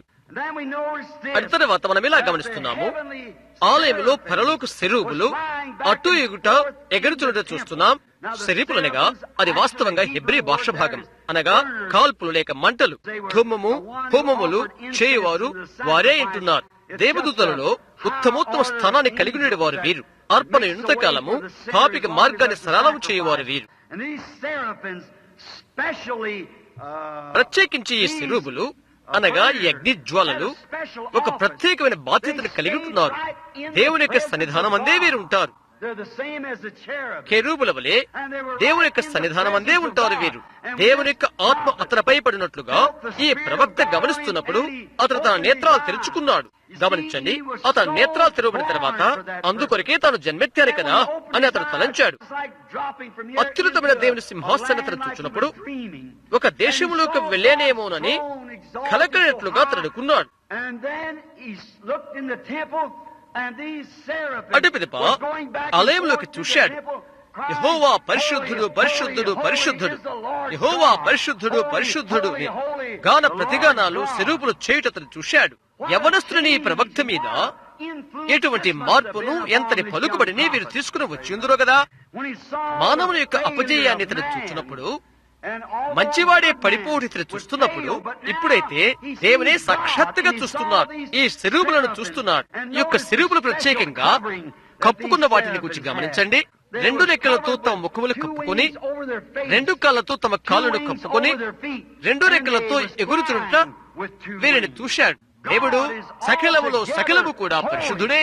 దాని గురించి ఆలోచించి దేవుని యొక్క పరిశుద్ధ సన్నిధిలో నిలబడవాలంటే దేవదూతలే తమ పరిశుద్ధమైన ముఖములను కప్పుకున్నారు. సహోదరుడా, నేను ఆశ్చర్యపోతున్నాను. సహోదరి, నేను ఆశ్చర్యపోతున్నాను. దానిని మనం చూస్తున్నట్లయితే దేవుని యొక్క సన్నిధానములో గౌరవ మర్యాదస్తులకై పరిశుద్ధులైన దేవదూతలే తమ ముఖములు కప్పుకున్నట్లయితే మరి మన విషయం, మరి ఈనాడు క్రైస్తవులుగా పిలుచుకున్న వారికి అసలు దేవుడంటే గౌరవం లేదు.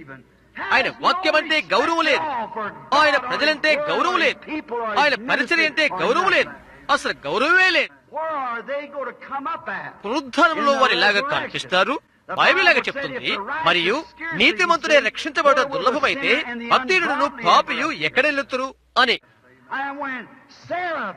దేవదూతలలో ఉన్నత శ్రేణికి చెందిన వారైన శరూపులు కరుణాపీఠం ప్రక్కల ఉంటుండగా అర్పణ యొక్క అగ్ని జ్వాలలు ఆయన సన్నిధిని నిలబడుటకై వారి పరిశుద్ధ ముఖములను కప్పుకొని ఉంటారు. దేవుడు సింహాసనాసీనున్నప్పుడు ఈ యొక్క శరూపులు ప్రభువైన దేవుడు పరిశుద్ధుడు పరిశుద్ధుడు పరిశుద్ధుడని రాత్రింబగలు పెద్దగా అరుచుచూ ఉంటారు. నా అర్థమేంటో తెలుసా? గమనించండి, వారి యొక్క ముఖములను 2 రెక్కలతో కప్పుకొని ఉన్నారు. ఎందుకు అలాగా కప్పుకొని ఉన్నారు?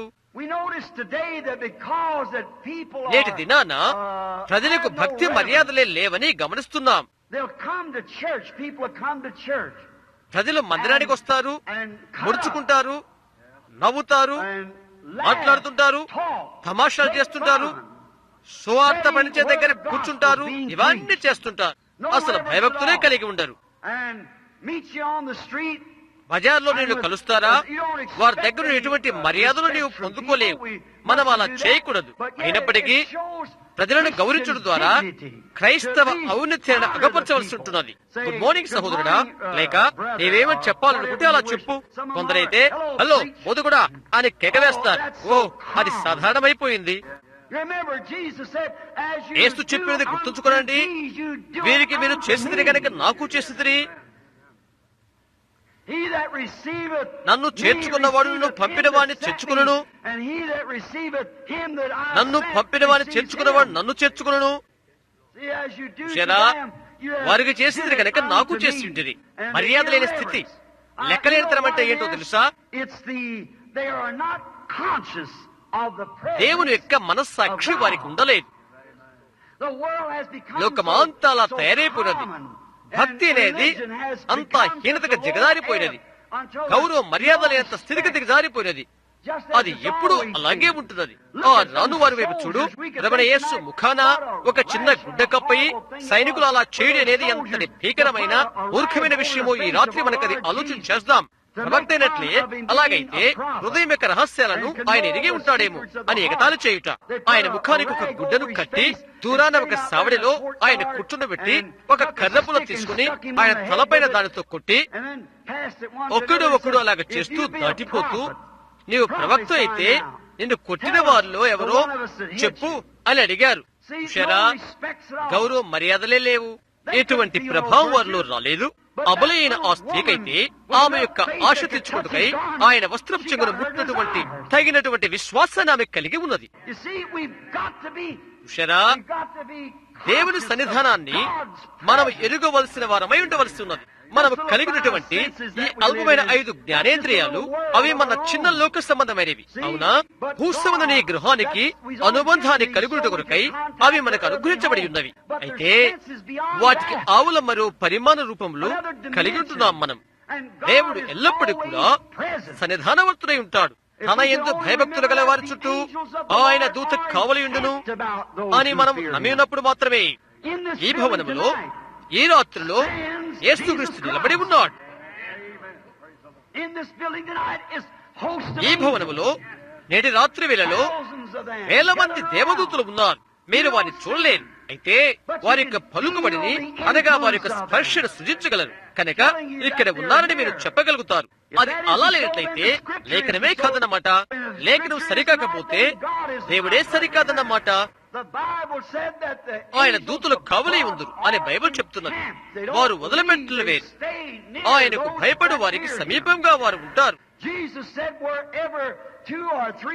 ఎక్కడ 2-3 నామమున చేరిందురో వారి మధ్య ఉంటానని యేసు చెప్పాడు. అలాంటప్పుడు మనము చూడని ప్రపంచాన్ని ఆయన మన మధ్య ఏర్పాటు చేయుచున్నాడు. అనగా మన యొక్క జ్ఞానేంద్రియాలు స్పర్శించలేనటువంటిది ఆయన మన మధ్య ఉంచుతున్నాడు. యేసుక్రీస్తు ఇక్కడ మన మధ్యనే ఉన్నాడు. అటువంటి దాని వారిని గురించి మనం తెలివి కలిగినట్లయితే గుర్తుంచుకోండి, ఇక్కడ మాత్రమే కాదు, నీవెక్కడ ఉన్నప్పటికీ, నీ వీధుల్లో పడి నడిచి వెళ్తున్నప్పటికీ నీతో ఉంటాడు. యెహోవా యందు భయభక్తులు కలిగి ఉన్నామని చెప్పగలిగిన విశ్వాసుల మధ్య గుర్తుంచుకోనండి, నీవెక్కడికక్కడ వెళ్తున్నా దేవుని యొక్క దూతలు నీతో వస్తారు. నీవు చేసే సమస్తాన్ని వారు గమనిస్తారు. నీ మనస్సులో ఉన్నటువంటి ప్రతిదీ వారు గమనిస్తారు. నిన్ను గురించి సమస్తం వారికి తెలుసు. కాబట్టి అటుదాన్ని గురించి మనం తెలివి కలిగి ఉండాలి. దాని గురించి మనం తెలివి కలిగినట్లయితే ఇష్టం వచ్చిన రీతిగా నీవు నడుస్తావు. కాబట్టి నేటి దినాలలో అనేకులైన వారు దేవుని యొక్క సన్నిధిని గురించి శ్రద్ధ కలిగి ఉండరు. ఆ కారణము చేతనే మంచివి కానటువంటి ఇలాంటి విషయాల్లో మనం సాగిపోవటకు హేతువవుతుంది. నేను ఎల్లప్పుడూ నా ప్రభువు నా ఎదుట ఉంచుకుని ఉన్నాను అనే దావీదు వలె మనం చెప్పినట్లయితే ఎంత బాగుంటుంది. అది ఎంతగానో ఇష్టపడుతున్నాను. ప్రభు ఎల్లప్పుడూ నా ఎదుట ఉన్నాడు. ఆయన ఎక్కడికి వెళ్ళినను నేను ఆయన వెంబడిస్తాను. నేను ఎక్కడికి వెళ్తున్నప్పటికీ నేను మెలకువ కలిగి ఉంటాను. ఇంకొక రీతిగా ప్రభువు నా ముందుగా వెళ్ళుచున్నాడు అని దావీదు పలుకుతున్నాడు. నేను నిన్ను విడువను ఎడబాయనని యేసు చెప్పి ఉన్నాడు. ఇదిగో నేను యుగ సమాప్తి వరకు సదాకాలం మీతో కూడా ఉన్నాను. ఆయన మనల్ని విడిచిపెట్టాడు. అలా చేయనని ఆయన వాగ్దానం చేశాడు. ఈ కూటముల యొక్క ప్రాముఖ్య ఉద్దేశ్యమే అది. సంఘ శాఖలకు ఆవల నా పరిచయను కొనసాగించడం యొక్క ఉద్దేశ్యమే అది. యేసుక్రీస్తు ఇంకా జీవించున్నాడని, ఆయన ఇక్కడ ఉన్నాడని తద్వారా ప్రజలు ఎరుగుదురు కాక ప్రతి ఒక్క విశ్వాసి, ప్రతి ఒక్క సంఘ శాఖ లేక సంఘ శాఖల నుండి ఆయన నమ్ముతున్న వారు తెలుసుకుందరు కాక ప్రభువు నా ప్రక్కన ఉన్నాడు, నేనంతగా కదిలించబడను అని దావీదు చెప్పినట్లుగా తెలుసుకుందరు కాక. ఇప్పుడు గమనించండి, దేవుని సన్నిధిలో నిలబెట్టుకునికై వారి 2 రేఖలతో తమ ముఖములను కప్పుకున్నారు. ఎందుకనగా అక్కడే వారు పరిచర్య చేయుచున్నది.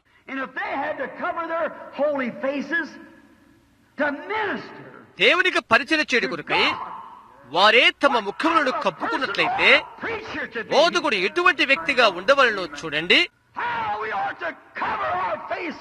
సిగ్గుతో మన ముఖములను ఎంతగా కప్పుకొనవలసి ఉంటుంది. మనమేలాగూ జీవించవలసి ఉన్నది. దేవుడు అన్ని విధాలా పరిశుద్ధుడే. తుంచుకోనండి, మనం అన్ని వేళలా మెలకువ కలిగి ఉండవలసి ఉన్నది. దేవుని కృపకు పావుల వైపు మనం దిగంబరులమైన పాపులమవుతాం. ఇదే యేసుక్రీస్తు రక్తము మన పాపము నుండి మనను శుద్ధి కలిగించినది. ఇప్పుడు రెంటితో తమ కాళ్ళను కప్పుకొని ఉన్నారు. అది దీనత్వానికి సదృశ్యం అవుతుంది. మోషే వలె అగ్నిపొదలో దేవుని కలుసుకునే వరకు మోషే అంతగా తను తగ్గించుకున్నవాడు కాడు. అయితే అక్కడ దేవుని అతను సాక్షాత్తుగా చుట్టిన తర్వాత, ఎందుకంటే ఈ వెలుగు వాగ్దానం వచ్చినకు పలికి ఉండిన, మీరు అర్థం చేసుకుంటారా? ఈ విమోచన కొరకు కాలం ఆసన్నమై ఉండేనని మోషే తెలుసుకున్నాడు. ఇక్కడైతే దైవ సంబంధితమైన వ్యక్తి దిగి వచ్చి మరలా చెబుతున్నాడు, అబ్రాహాము, ఇస్సాకు, యాకోబులకు నేనిచ్చిన వాగ్దానాన్ని నేను జ్ఞప్తి తెచ్చుకున్నాను. మోషే తన యొక్క చెప్పులు విడిచాడు. తగ్గింపది అతని యొక్క సంపూర్ణ పునాది. అది అతను తన చెప్పులను విడిచిపెట్టాడు.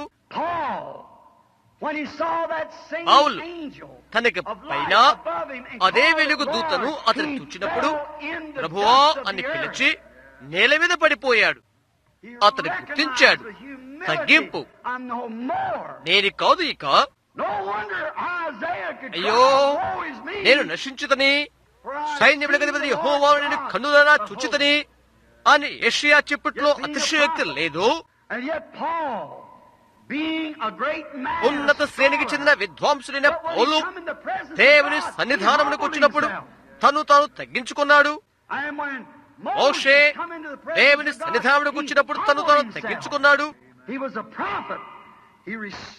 అతడు ప్రవక్త, వాక్యమైన దేవుని అతను గౌరవించాడు. బాప్తిస్మిచ్చే యోహాను గమనించు. యోహాను ఏటివుడు నిలబడి ప్రజలకు బాప్తిస్మిచ్చిన తర్వాత అదే వెలుగు ఆకాశించి దిగి వచ్చుట అతను చూశాడు. ఇదిగో లోక పాపంలో మోసుకుని పోవు దేవుని గొర్రెపిల్ల అని అతడు కేక వేస్తున్నాడు. అతడు తను తాను తగ్గించుకునగా యేసు నీటిలోనికి అతని ద్వారా నడిపించబడెను. నిన్నటి రోజు ఇక్కడ ఒక ప్రశ్నను అడిగారు, అది మీ మనస్సులో చెల్లిస్తుంది. యేసు నీళ్ళలోనికి నడిచి వెళ్తున్నప్పుడు, నేను నీ చేత బాప్తిసం పొందవలసిన వాడై ఉండగా నీవు నా యొద్దకు వచ్చుచున్నావేమి అని యోహాను చెప్పాడు. డాక్టర్ రాయ్ డేవిస్ అనే ఒక పెద్దవాడైన బాప్టిస్టు సహోదరుడు నాతో ఇలా చెప్తూ ఉండేవాడు. మిషనరీ బాప్టిస్ట్ చర్చిలో అతను నన్ను అభిషేకిస్తూ నా మీద చేతుల నుంచి వెళ్ళి ఏం జరిగింది దాని గురించి అడిగాను. ఏం జరగబోతుందో తెలుసా అని అడిగాడు. చూడు, యోహాను తాను బాప్తిసం తీసుకోలేదు, అందుకని యేసు యోహానుకు బాప్తిసం ఇచ్చాడు. ఆ తర్వాత యోహాను తిరిగి యేసుకు బాప్తిసం ఇచ్చాడు. ఎందుకంటే యేసు ఆయన బాప్తిసం పొందకపోతే యోహానుకు బాప్తిసం లేడు కాబట్టి. ఓహో, అది బాగుందే అని నేను అనుకున్నాను. అయితే ఒక దినాన 2 సంవత్సరాల క్రితం నేను అడవుల్లో కూర్చుని ఉన్నప్పుడు వెలుగు అయిన పరిశుద్ధాత్మ దిగి వచ్చాడు. అప్పుడు అది ఏమైనది నేను చూశాను. ఆయన బయలుపరిచినప్పుడు నేను అది చూశాను. అదేంటో ఇప్పుడే ఇక్కడే ఉన్నది. చూడండి, భూమిపైన ఎంతో ప్రాముఖ్యమైన మనుషులు 2 ఉన్నారు. అందులో ప్రవక్త అయిన యోహాను, మెస్సయ్య అయిన యేసు ఒకరు. వారిద్దరు కూడా ఆ దినానికి సంబంధించిన వర్తమానాన్ని తెచ్చిన వారు. నీటిలో ఒకరినొకరు కలుసుకున్నారు. ఒకరు కన్నులో ఒకరిని పట్టుకున్నవి. విధేయతతో అనగా యోహాను తాను తగ్గించుకునేలాగా చెప్తున్నాడు, నేను నీ చేత బాప్తిసం పొందవలసిన వాడై ఉండగా నీవు వచ్చుచున్నావు అని. ఎప్పటికదే అలాగూ కానిమ్మని యేసు చెప్పాడు. అవునా? అది మనకు తగి ఉన్నది. బహుతనగా అగుటైన అర్థం నీతి యావత్తు ఇలాగా నెరవేర్చడం మనకు తగి ఉన్నది. ఎందుకని? యేసు దేవుడై ఉన్నాడు, యోహాను ప్రవక్త అయి ఉన్నాడు. ఫలితంగా వాక్యం ప్రవక్తని యోహాను దగ్గరికి వచ్చిన యేసు చెప్పిన వెంటనే అతను అర్థం చేసుకుని ఉన్నాడు. ఎందుకంటే ధర్మశాస్త్ర ప్రకారంగా అర్పణ లేక బలి అర్పణ చేయబడక ముందు కడగబడవలసినది. యేసు అర్పణ పడక ముందు లేక అర్పణ చేయక ముందు బాప్తిసం తీసుకునవలసి ఉన్నది. ఇప్పటికి అలా కానిమ్ము అని చెప్పాడు. అవునా? అది మనలను నీతి యావత్తు నెరవేర్చుటకు తగిన వారినిగా చేస్తున్నది. కొన్ని నిమిషాలు దాన్ని ఒక పాఠముగా మనం తీసుకుందాం. మనము జీవిస్తున్న ఈ గడిలోని వెలుగులోనున్న విశ్వాసులుగా మనకది చూస్తున్నాం. నీతి యావత్తు మనం నెరవేర్చడం మనకు తగ్గిన్నది.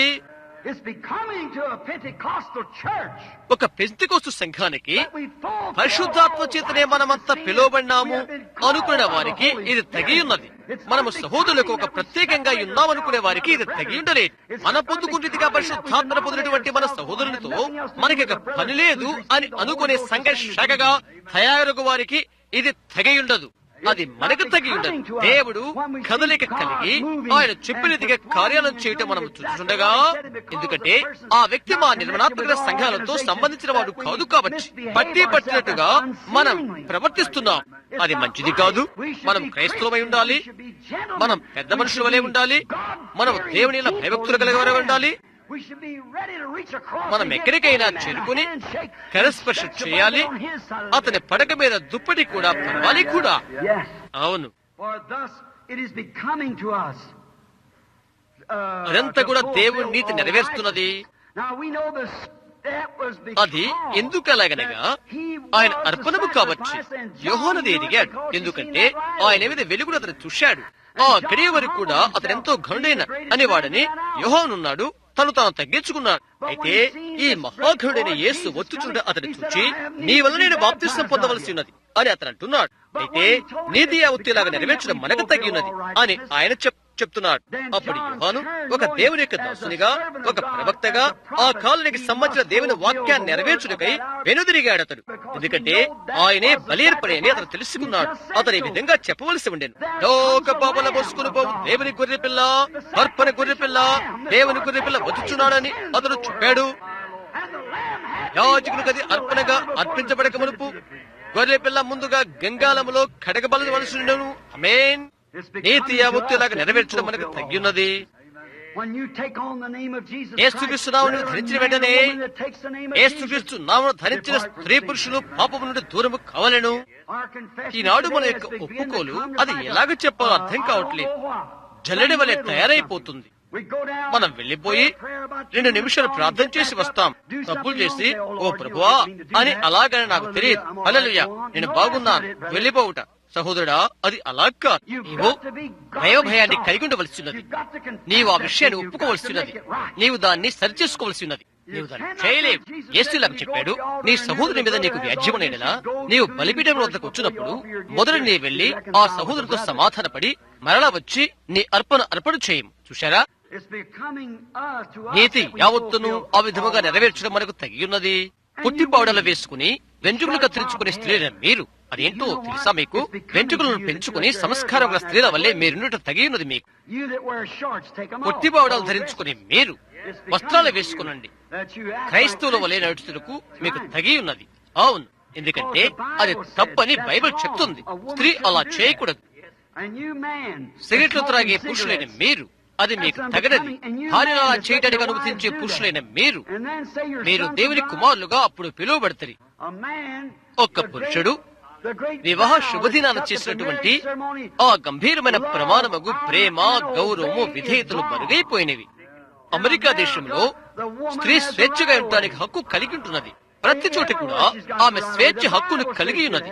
అది అలాగే ఉంటుందని బైబిల్ చెప్తుంది. మన దేశంలో నిర్లక్ష్యపరిచిన డ్రైవర్లు ఎవరనగా స్త్రీలు అని వారు చెప్తున్నారు. అది తప్పు. నేను నా యొక్క కుమారుడు దేశంలో గుండా వెళ్తూ ముందు వెనకల గుర్తిస్తూ ఒక పుస్తకం పెట్టుకుని ఉన్నాం. ప్రతిసారి కూడా బొబు అని మనం పిలుస్తున్నదే కనిపిస్తుంది. పురుషులైతే పురుషులు, స్త్రీలైతే స్త్రీలని వారి కింద మేము గుర్తు పెట్టాం. దేశాన్ని దాటివేసే వరకు 300 బొబులకు వచ్చినవి. అందు 281 స్త్రీలే. వారి యొక్క విధానాలు వారు ఇలా నిర్ణయించగలిగారు. తిరిగి వచ్చి సమాచార ప్రతుల ద్వారా వాస్తవం వారు టెలిఫోన్ నంబర్ కలిగి ఉన్న వారైతే అధికారులు అందమైన ఆడవాళ్లను అరెస్టు చేయరు. వారిని నిలిపి తిరిగి మలుపు చేయరు. వారిని వెళ్లిస్తారు. అదే కారణం. ఇది స్త్రీల ప్రపంచమైపోయింది. అలాగే అవుతుందని బైబిల్ చెప్తుంది. నిశ్చయం. అలాగే వేదిక వద్ద ఉండే బోధకుడు కూడా వారికి వ్యతిరేకంగా చెప్పుటకు భయపడతాడు. అయితే నీతి యావత్తు నెరవేర్చుటకు మనకు తగి ఉన్నది.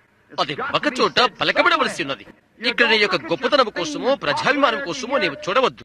నీవు యేసుక్రీస్తు యొక్క సువార్తకు ఒక ప్రేమ ఖైదీవి. బాధ్యతో బంధించబడిన వాడవైతే నీవు ఆయనకు ఖైదీవి. పరిశుద్ధాత్మ ఏమి చెప్తుందో దానినే నీవు చెప్పాలి. మంచిదేదో దానినే నీవు చెప్పాలి. నీవు ఆయనకు ప్రేమ ఖైదీవైపోయావు. అందుచేత దేని నీవు లెక్క చేయవు. నీతి యావత్తు నెరవేర్చడం నీకు తగి ఉన్నది. దైవ సేవకుడు దాన్ని మాట్లాడాలి. ప్రత్యేకించి పెంతెకోస్తు వారైన మీరు వారిని అలాగూ సంపాదించి ఎదిగిన వారు మీరు. ఇక్కడే కొద్ది కాలం క్రితం ప్రఖ్యాతిగాంచిన ఒకరు నా దగ్గరికి వచ్చి నాతో ఇలాగన్నాడు, స్త్రీలను నీవు అలా వదిలిపెట్టకూడదు అని. ఇలారా నీవు అలా వెళ్లిపోయి రోగుల కొరకు ప్రార్థన చేయడానికి కొరకై నేను నీ మీద చేతులుంచి ప్రార్థన చేస్తాను అని చెప్పాడు అతడు. ప్రజలెందుకు నిన్ను ప్రవక్తగా గౌరవిస్తారు అని అడిగాడు. నేను ప్రవక్తను నేనెన్నడూ చెప్పుకోలేదే అని అన్నాను. అయితే ప్రజల్ని అలా గౌరవిస్తారే అని అన్నాడు. ఆత్మ సంబంధమైన గొప్ప వరాలు ఎలాగ పొందాలో నీవు వారితో చెప్పవలసి ఉన్నది అని అన్నాడు అతడు. అదే ఈనాడు సంఘాల్లో ఉన్న పరిస్థితి అని నేను అన్నాను. వారు తమ వెనుకలు కత్తిరించుకుంటూ చెప్పవద్దు, అదే ఇది ఇంకేదో అని అనవద్దు అని అన్నాడు. నీవు గొప్ప గొప్ప వాటిని గురించి వారికి బోధించవలసి ఉన్నది అని చెప్పాడు. వాళ్ళని నేర్చుకునే స్థితిలో వారు లేనప్పుడు వారికి నేను ఎలా శాస్త్రీయమైన గణితాన్ని బోధించగలుగుతాను? అవునా అని నేను అన్నాను. ఒక చోటు నుండి నీవు ఆరంభించవనుంది. అందుచేత అడుగుకు వెళ్లి అక్కడి నుండి ఆరంభించు. పైనుండి ఆరంభించడానికి ప్రయత్నం చేయొద్దు. నీకు ఎటువంటి పునాది ఉండదు. అదే ఈనాటి ఇబ్బందికరమైన విషయం సహోదరులారా. నీతి యావత్తు నెరవేర్చడం మనకు తగినదని దీన్ని స్వీకరించారు.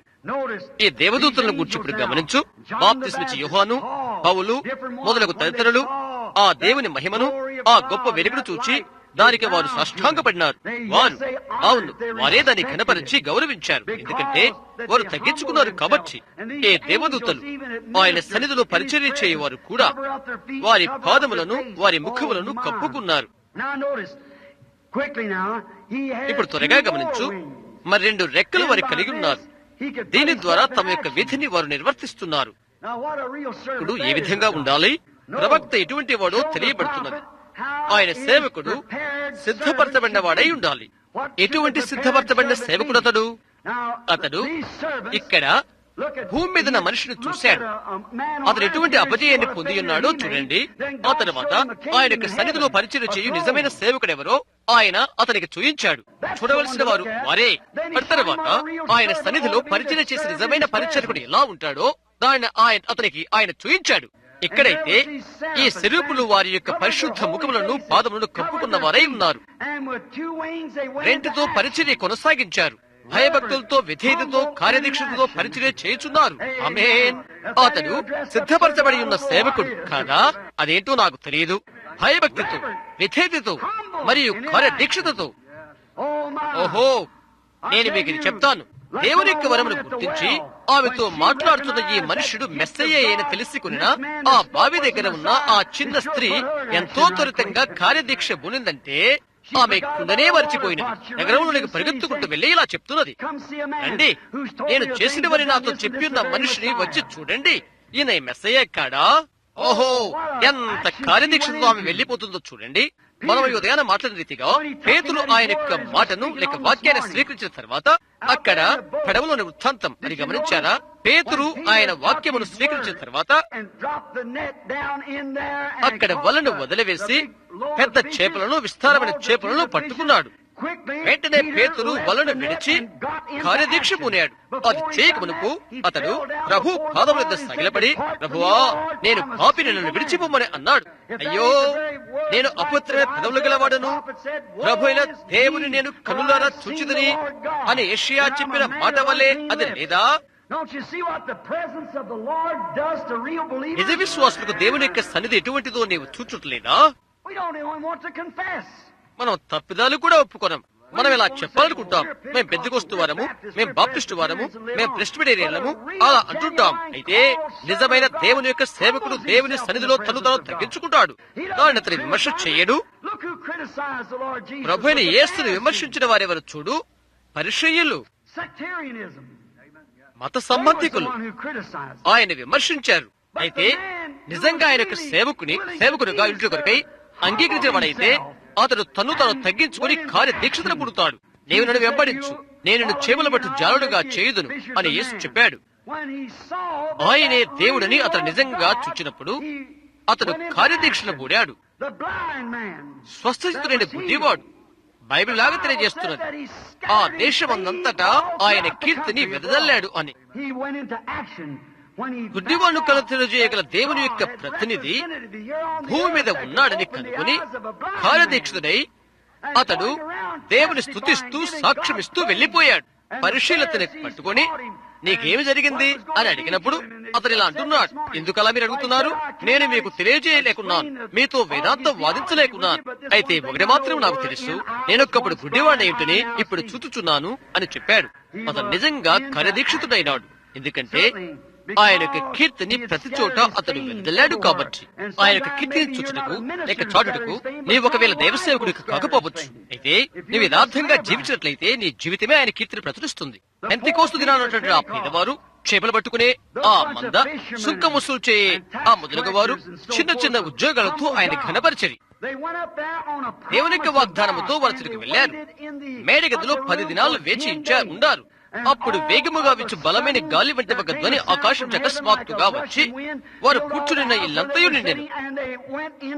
వారు కార్యదీక్షతను పూనారు, ఎందుకంటే దేవుని వాగ్దానం ప్రత్యక్షమోట వారు కన్నులారా చూశారు. దేవుని యొక్క వాగ్దానం వారికి రుజువు చేయబడినది, అది వారిని కార్యదీక్షతులుగా చేసినది. ఆయన యొక్క వాగ్దానం ఎప్పుడైతే నెరవేర్చబడినదో అది వారిని కార్యదీక్షతులుగా చేసినది. స్నేహితుడా, నేను ఇది చెప్పవచ్చునా? దేవుని యొక్క రాజ్యములో గత 1-2 సంవత్సరాల్లో మనం ఏమైతే చూచి ఉన్నామో అది తిరిగి జన్మించిన ప్రతి క్రైస్తవునికి కార్యదీక్షతను కలుగు చేస్తున్నది. అయితే దాని విషయం ఏదంటే మనము దాన్ని గౌరవించడం లేదు. అది దేవుడిని గ్రహించడానికి ఏదో కొద్దిగా ఇష్టైతే మనం చెప్తున్నాము, ఏదో కొద్ది చిన్న విషయాలు చూడాలనుకుంటున్నాము, ప్రేరేపితులమైపోతున్నాము, మంచిగా ఉండాలని కోరుకుంటున్నాము, మన హృదయపూర్తిగా నమ్ముటకు ఆ విషయాలు చేయాలనుకుంటున్నాము. అయితే అది నిజంగా దాన్ని నమ్మడానికి, నిజంగా గౌరవించడానికి నిజంగా వచ్చినట్లయితే అది మనల్ని కార్యదీక్షతులుగా చేస్తుంది. ఆ ఉదయవేళలో ఆదికి వెళ్తున్న మార్గంలో దేవదూత మరియని కలుసుకుని, పురుషుడు ఎరుగునప్పటికీ నీవొక కుమారుని కనబోతున్నావు అని ఆమెతో చెప్పినప్పుడు అది ఆమె కార్యదీక్షత చేసినది. ఆమె వెంటనే వెళ్లి పురుషుడు ఎరుగున్నప్పటికీ ఆమె కుమారుడు కనలై ఉన్నదని ప్రతి ఒక్కరికి చెప్పింది. ప్రజలేమని చెప్పినప్పటికీ దానిని ఆమె లెక్క చేయలేదు.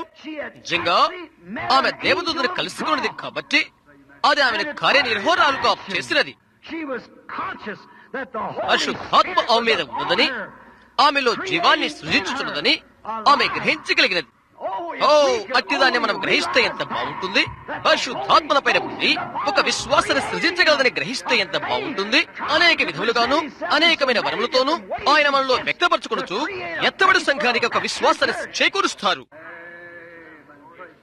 అది మనల్ని కార్యనిర్వహణగా చేస్తున్నది. విధేయతతోనూ భయభక్తులతోనూ ఏమి చేయమని కోరితే అలాగూ చేయడం ద్వారానే అలా జరుగుతుంది. అగ్నిస్తంభము రుజువు చేయబడినది కాబట్టి సంఘమునంతటిని కార్యదీక్షతలోకి ఉంచుతున్నది. ఆయన రాకడ గుర్తులు సమీపోయి ఉన్నవి. ఇశ్రాయేలు తమ స్వదేశానికి తిరిగి వెళ్లి ఉన్నారు. యేసులాగా చెప్పాడు, అంజూరపు కొమ్మ లేతదై చిగురించినప్పుడు ఇవన్నీ జరుగు వరకు ఈ తరము గతించదు. ఇశ్రాయేలు తమ స్వదేశానికి తిరిగి వచ్చి వారికి దేశముగా నిర్మాణమైన తర్వాత ఆ తరము మెస్సయ్య యొక్క రాకడను చూచును. దినమందు పాలస్తీనా దేశమందలి రబ్బీ నుండి ఒక వస్తువు నేను పొందుకున్నాను. అది నన్ను ఎంతో గుర్తింపు కలిగిస్తుంది. అక్కడ ఒక ద్రాక్షవల్లి ఉన్నది. వందల సంవత్సరాలు పెరగని రీతిలో ఈ సంవత్సరం పాలస్తీనాలో ఆ విధంగా పెరిగినది. యూదుల ద్వారా అది ఈ విధంగా చెప్పబడుతున్నది. మరలా ద్రాక్షవల్లి తిరిగి పెరిగినట్లయితే మెస్సయ్య ఆయన మార్గాన ఉన్నాడనే వారు చెప్తున్నారు. బబులోను నుండి తిరిగి వచ్చిన జ్ఞానులు వారు నక్షత్రాలను చదివేవారు. అక్కడ ఖగోళ శాస్త్రవేత్తలు ఉన్నారు.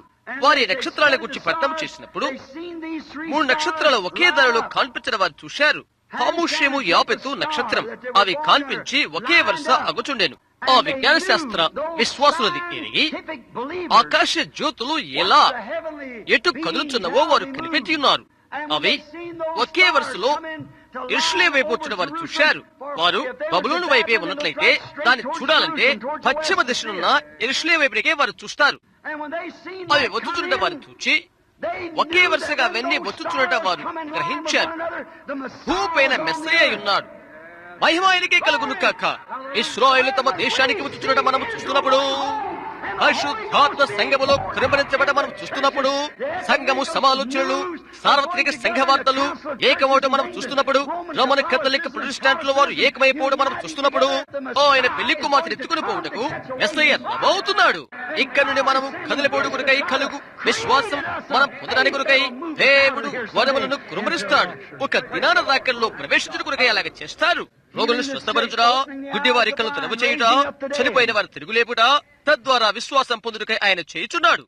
ఆకాశమందు గంభీరమైన సూచనలు, దేవదూతలు ఒక నక్షత్ర కుటుంబగా వచ్చుట, కొన్ని నెలల క్రితమే అది జరుగుతుందని తెలియజేయబడదని శాస్త్రంలో చూచుట, అక్కడ అది ఉన్నది, అది పత్రికలో ఉన్నది. అది జరగమునిపై కొన్ని నెలల క్రితమే అది తెలియజేయబడినది. 7 దేవదూతలు దిగివచ్చి 6 ముద్దలున్న దేవుని యొక్క మర్మము సంపూర్ణమైన ప్రత్యక్షత తెలియపరచబడుతుందని అని చెప్పబడింది. అది అలా జరుగుతుంది. ముందుగా ఆయన ఏ విధంగా చెప్పి ఉన్నాడో అది అలాగే జరిగినది. వారు అక్కడ చూచి అక్కడ ఉన్నటువంటి మరోమైన రకరకాల దృశ్యాలను వారు కనుగొన్నారు. ఒక విధమైన దైవ సంబంధమైనవి ఇవి అని వారు చెప్పారు.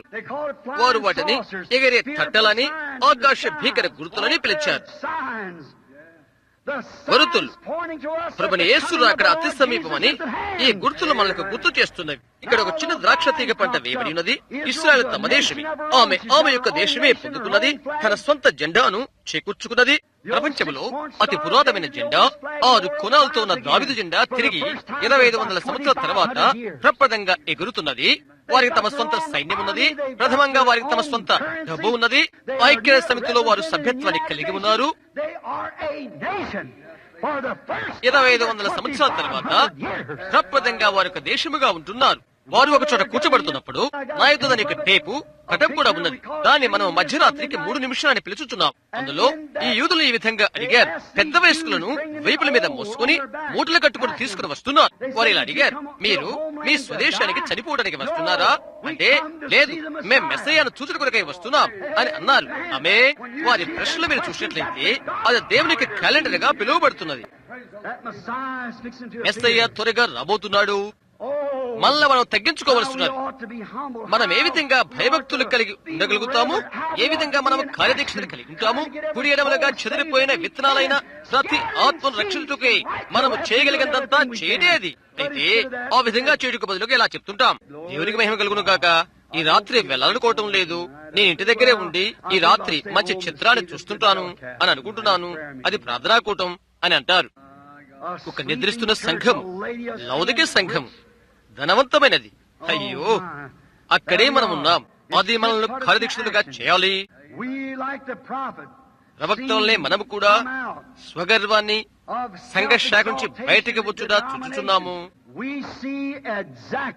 యెషయా ఏ విధమైనది చూశాడో ఈ రోజు సంఘములో అట్టిదాన్నే మనం చూస్తున్నాం. దేవుడి చేత ఘనత చెందినవాడై తను తాను హెచ్చించుకొని కుష్ఠరోగం వల్ల మొత్తబడిన వ్యక్తిని అతను చూశాడు. నాడు కూడా అలాంటి విషయాలని తమను తాము హెచ్చించుకున్న సంఘర్షాలను చూస్తున్నాం. మనం వారికంటే మేమే పెద్దవారు, మనందరికంటే మేమే చాలా మంది జనమున్నాం అని చెప్పుకునేవారు. తమ తాము హెచ్చించుకునేవారు. అవిశ్వాసమని కుష్ఠరోగం వారిని మొత్తినది. వారు వెలివేయబడినవారు. ఆ తర్వాత పరలోకుడు కలిగిన దర్శనాన్ని మనం చూడవలసి ఉన్నది. ఆయన వాగ్దానం చేసినటువంటి వాగ్దాన వాక్యమైన యేసుక్రీస్తును అది మనల్ని కనపరుస్తున్నది. అవునండి, ఎవరో మానవ నిర్మితమైన పలుకుబడి కాదు, అది దేవుని చేతనే కలుగునటువంటి పలుకుబడి. అది విశ్వాసమిల్ల వారికి ఉన్నటువంటి పలుకుబడిని వారు వదులుకుంటే, ఎందుకంటే 3 సిద్ధాంతాల కొరకై దాన్ని వారు మార్చుకున్నారు. ఆ పాతకాలపు ఉజ్జయావలే వారి కొరకై తయారు చేసుకున్నారు. వారు వేదిక వెనకాల అభిషేకితమైన స్థానాన్ని ఆక్రమించ ప్రయత్నిస్తున్నారు మరియు సత్యమైన వాక్యాన్ని తిరస్కరిస్తారు. ఆ వేదిక వద్ద ధూపం వేయుటకు, ఉజ్జయావల చేయుటకు వారికి ఎలాంటి పని లేదు. క్రైస్తవని చెప్పుకుంటున్న ఒక వ్యక్తికి, వాక్య సత్యాన్ని తృణీకరించు ఆ వ్యక్తికి వేదిక వద్ద ధూపం వేయటానికి ఆ పనికి అనుమతి లేదు సుమా. పరిశుద్ధాత్మ బాప్తిసం పొంది దేవుని వల్ల దీవించబడినానని చెప్పుకునే ఒక వ్యక్తికి ఆ బైబిల్ని, అందులోని సత్యాన్ని తృణీకరిస్తే అతనికి అధికారం లేదు. ఒక మూడు సిద్ధాంతములకు మరి ఇంకో దానికోసము దాన్ని విడిచిపెడితే ఉజ్జయవలే అలాంటి వ్యక్తి కూడా పాపము అవిశ్వాసం అనే నిండు కుష్ఠరోగంతో ఉంటున్నాడు. అతడు ఆ స్థానాన్ని నుండి నిలిపివేయబడ్డాడు. ఆ వ్యతిరేక స్థానాన్ని వారు తెలివితేటలతో పూర్తి చేస్తారు. నేను డాక్టర్, పిహెచ్డి, ఎల్ఎల్డి ఇంకా ఇంకా ఇంకా చెప్తుంటారు. అవునా? వారు దాన్ని తొలగించి పరిశుద్ధాత్మ అభిషేకము కొరకు విద్యను చొరవ చేసుకునే ప్రయత్నం చేస్తారు. ఆకారం చేతనే ఒక మనిషి ఆ బైబిల్ తీసుకుని ఏదో యొక్క విద్యాలయంలో దాని కొంత భాగాన్ని వివరిస్తుంది. అది ఇక్కడ పెట్టేసి నీ కొరకు బాగా కనిపించే రీతిలో తయారు చేసుకుంటాం. అదే తెలివితేటలు. అది ఎందువల్లంటే ఈ దూతలను గురించి బాగా చదివి చదివి చదివి అవి ఎలా సంకేతం చేయాలో నేర్చుకున్నాడు కాబట్టి. అయితే ఒక విషయాన్ని మీకు చెప్తాను. దేవుడు ఆయన వాక్యంలోకి వచ్చినప్పుడు ఆయన దాన్ని ఏకము చేయుట మాత్రమే కాదు గాని దాన్ని ప్రత్యక్షపరిచి దాన్ని రుజువు చేసి దాన్ని బహిర్గతం చేసి రుజువు చేస్తాడు. అది సత్యము అని. అదే వాక్యం యొక్క సత్యము. అదే దేవుడు ఆయనకు ఆయనే తెలుపుట. ప్రవక్తను దర్శనం పరితాపము కలుగు చేస్తున్నది. దర్శనం యొక్క అందులో ఉన్న విషయాలు అతని భయపడినవి. అది ప్రవక్తని కళ్ళెప్పజేస్తున్నది. గుర్తుంచుకోనండి, ఒక మానవుని వైపు అతను చూస్తూ ఉండెను. అయితే సత్యమైన ఒక దాన్ని అతను చూచినప్పుడు మనిషి యొక్క పరిశుద్ధ జీవితాన్ని అతను గమనించాడు. అతను ఓడిపోవటం అతను గమనించాడు. అతను కుష్ఠరోగి చనిపోవటం అతను చూశాడు. మీ యొక్క సంఘర్షణలో కూడా మీరు అలాంటి దాన్ని చూస్తుంటారు. వారందరూ ఏమైపోయారో మీరు చూశారా? ఈ యొక్క గొప్ప ఎక్యుమెనికల్ మూవ్ అనగా మత సమానమైన గొప్ప కదలిక. మత సమాన కదలికలో ఒక సంఘము లేకుడినట్లయితే, ఒక అత్యవసరమైన పరిస్థితిలో అలా లేనట్లయితే ఆ సంఘం ఒక సంఘముగా వినియోగపడదు. ఎలాంటి దైవ సేవకుడు కూడా ఎవరికి పరిచయం చేయకూడదు. ఆ విధంగా చేసినట్లయితే మరణపాత్రుడు అవుతాడు. అతడు బయట ప్రజలకు ఎటువంటి ఆశీర్వాదాన్నైనా అతను ఇచ్చినట్లయితే అతడు మత సమాన కదలికలో ఉండవలసిన వాడై ఉంటున్నది. నూతన వారి ద్వారా అది నిష్కర్షగా నేడు వ్రాతపత్రంలో ఉండి ఉన్నది. అతని పేరు నేను మరచాను. చూశారా? అది వాస్తవం. మీ యొక్క సంఘము ఆరాధన చేసుకోకూడదు. అది ఒక సామాన్య గది అవుతున్నది. రండి, గుర్రముఖ యొక్క ముద్ర ఎప్పుడో కార్యాచరణ దాల్చినది. మనం దాని వైపు చూస్తున్నాం. కళాన్ని చూసినట్లయితే సంఘము కార్యదీక్షతో ఉండవలసి ఉన్నది. లక్ష్యం అది అలాగే ఉండవలను. ఇప్పుడు దర్శనం యొక్క ఫలితాలు గమనించు. అది ప్రవక్త పట్ల ఏమి చేసినవి? ఆ మనిషిని గమనించిన తర్వాత అది నిష్ఫలమైపోయినది. ఆ మనుషుడిపై దేవుడు కోపడం, అతని నుండి ఆయన మార్చుకోవడం, అతని కుష్ఠరోగంతో మూతడం, ఇవన్నీ అతను చూశాడు. ఆ తర్వాత ఆలయంలోకి వెళ్ళిపోయి, ప్రభువైన దేవా, నీవే దేవుడు అని నేను తెలుసుకున్నాను అని అన్నాడు. నేను అక్రమైన దాని వైపే చూస్తూ ఉంటేనే అటు తర్వాతనే దేవుడు అతనికి ఒక దర్శనాన్ని ఇచ్చాడు. దర్శనం మాత్రమే కాదు, ఆ దర్శనం రుజువు చేయబడినది. ఎందుకంటే వారి మధ్య శరీరూపులు ఎగురుచూ తిరుగుచూడ అతను చూశాడు. చుట్టూ చివరికి వారి యొక్క స్వరాలు దేవాలయం యొక్క గడప కమ్ములను వణికింపజేసినవి. చూడండి, ఆ తరువాత అతను నిజమైన ఒక దాన్ని చూశాడు. అతను ప్రవక్త అయినప్పటికీ దేవుని వాక్యము తన దగ్గరకు వచ్చు ప్రవక్త అతడు. అంటే అతడు ఈనాడు కూడా అతడు ఎవరిని చూస్తున్నాడో ఆ నాయకుడి ఉజ్జయ ఆత్మను అతడు కలిగి ఉండలేదు. ఉజ్జయ అతని యొక్క పెద్ద పాస్టర్ గారిని అతన్ని చూడలేదు. వాక్యమందు అతను అపజయమందును చూశాడు. తనకు సంబంధం లేనటువంటి కార్యనిర్వహణకు తాను చేయబోచుండగా అట్టి మనిషిని వాక్యము గద్దించుడు చూడగా తర్వాత ఏం జరిగింది? అతను తలెత్తుకొనగా అతని ప్రభువును చూశాడు. గీతల మధ్య ఏమన్నదో నీవు చూడగలిగావా? చదవగలిగావా? నేను ఇప్పుడేం చెప్పుచున్నాను చూడగలవా? ప్రభుని యేసు అది వాగ్దానం చేశాడు. లోతు దినాలలో ఉన్న రీతిగా మనుష్య కుమారు దినాలలో ఉండును అని ఎవరైతే బైబిల్ రాశారో అదే దేవుడు చెప్పాడు. యేసుక్రీస్తు నిన్న నేడు యుగ యుగములు ఒక్కటే రీతిగా ఉన్నాడు అని ఆయన చెప్పాడు. నేను చేయుటలో నా యందు విశ్వాసం ఉంచువాడు నువ్వు చెయ్యను అని చెప్పాడు. దాని భావం ఏంటో మీరు గ్రహిస్తున్నారా? అటు తర్వాత ఆ సహృదయం గల మనుష్యుడు దేవుని మహిమను చూశాడు. కార్యదీక్షతో అది ఉండడు చూశాడు. ఒక పాపి వలె అతని కికవేశాడు. పాపి నేను తాను ఒప్పుకున్నాడు పశ్చాత్తాపము. అంత క్రితం వాస్తవికమైన అలాంటి దాన్ని ఎన్నడూ చూడలేదు. అతడు పాపి అని పశ్చాత్తాపము ఒప్పుకున్నాడు. అయితే ఏం జరిగింది? ప్రవక్త ఎప్పుడైతే పశ్చాత్తాపంతో ఒప్పుకోవడం మొదలుపెట్టాడో నిజమైన శుద్ధీకరణ అప్పుడు వచ్చినది. ప్రజలు ఎప్పుడైతే పశ్చాత్తాపంతో ఒప్పుకోలు చేస్తారో ఇలాంటి స్వస్థత కూడా అవసరం లేదు. నీవు నీ పాపాన్ని ఒప్పుకున్నట్లయితే, నీ యొక్క అపనమ్మకాన్ని ఒప్పుకున్నట్లయితే, నీవు చేస్తున్న తప్పుడు కార్యాలు ఒప్పుకున్నట్లయితే దేవుడు ఒకటి చేయగలడు. పశ్చాత్తాపం లేనంత వరకు కడగబడ్డం అనేది ఉండనే ఉండదు. అయ్యో, నేను అపవిత్రమైన పెదవులు గలవాడను, అపవిత్రమైన పెదవులు గల జల్లు మధ్య నివసించువాడను, నేను నశించుదని అని యెషయా ఎప్పుడైతే చెప్పాడో అప్పుడు పశ్చాత్తాపం ఒప్పుకోలు కలిగినది. అప్పుడు నిప్పుతో శరూపులు వచ్చారు. గమనించారా? అతని శుద్ధి చేయడం కొరకై ఆయన ఎన్నడూ సెమినేరీని వినియోగించలేదు. అతని శుద్ధి చేయుటకు ఆయన ఎన్నడూ శాస్త్ర గ్రంథాలను వినియోగించలేదు. అగ్ని ద్వారానే అతన్ని శుద్ధి చేశాడు. దేవుడు ఇప్పుడు కూడా తన యొక్క సేవకులను వీధి నిర్వహణలో ఉంచినప్పుడు పరిశుద్ధాత్మ ద్వారానే, అగ్ని ద్వారానే కాల్చుతాడు. దేవుడు అగ్ని ద్వారా శుద్ధి చేస్తాడు. విద్య ద్వారా కాదు, పుస్తకాల ద్వారా కాదు, తెలివితేటల ద్వారా కాదు, సంఘశాఖతో కాదు. అయితే పరిశుద్ధాత్మక అగ్ని ద్వారా దేవుడు ఆయన యొక్క సేవకులను శుద్ధి చేస్తాడు. అటు తర్వాత పశ్చాత్తాప ఒప్పుకోల తర్వాత, శుద్ధి చేయబడిన తర్వాత, ఆ తర్వాత ఆజ్ఞ వచ్చినది. అటు తర్వాత బయలుదేరు ఆజ్ఞ వచ్చినది. పశ్చాత్తాపడిన తర్వాత, శుద్ధి చేయబడిన తర్వాత, ఆ తర్వాత శుద్ధి చేయబడిన యెషయా దేవునికి జవాబిస్తూ ఇలా చెప్తున్నాడు, నేను ఉన్నాను, నన్ను పంపము అని అంటున్నాడు. పశ్చాత్తాపడి శుద్ధి చేయబడి అగ్ని వల్ల శుద్ధి చేయబడిన తర్వాతనే శుద్ధి చేయబడిన యెషయా పనికి సంసిద్ధమవుతున్నాడు. ఆదర్శంగా ఉండి కొరకై సంసిద్ధమవుతున్నాడు. ఇతరులు తన వలన పలుకుబడి ఉండు కొరకై అతను తన జీవితాన్ని అర్పించుకున్నాడు. అతను ఒప్పుకోలు చేసే వరకు, అతను శుద్ధి చేయబడి వరకు అతను చాలా తక్కువ పలుకుబడి కలిగి రాజు చేతిలో కెలుబొమ్మయ్యాడు. ఇప్పుడైతే శుద్ధి చేయబడి ఒప్పుకోలు కలిగి ప్రవక్తగా ఉండు కొరకై పిలువబడినాడు. బైబిల్ గ్రంథంలో 66 పుస్తకంలోనున్న సంపూర్ణమైన బైబిల్ వ్రాయటకు దేవుని వల్ల అతను అనుమతి చెందాడు. ఆది కాండముతో ఆరంభించాడు. గ్రంథం మధ్యలో బాప్తిస్మిచ్చి యోహాను అందులోని నేరుగా 1000 ఏళ్ల పరిపాలన వరకు యెషయా 65, 66. అవును, ప్రకటన గ్రంథము బైబిల్ గ్రంథంలోని బయట రేఖలు అతను వ్రాశాడు. ఎందుకంటే దేవుని సన్నిధిలో అతను చూచినప్పుడు అతను తను తగ్గించుకున్నాడు. కాబట్టి అతను ఏమి చేశాడు?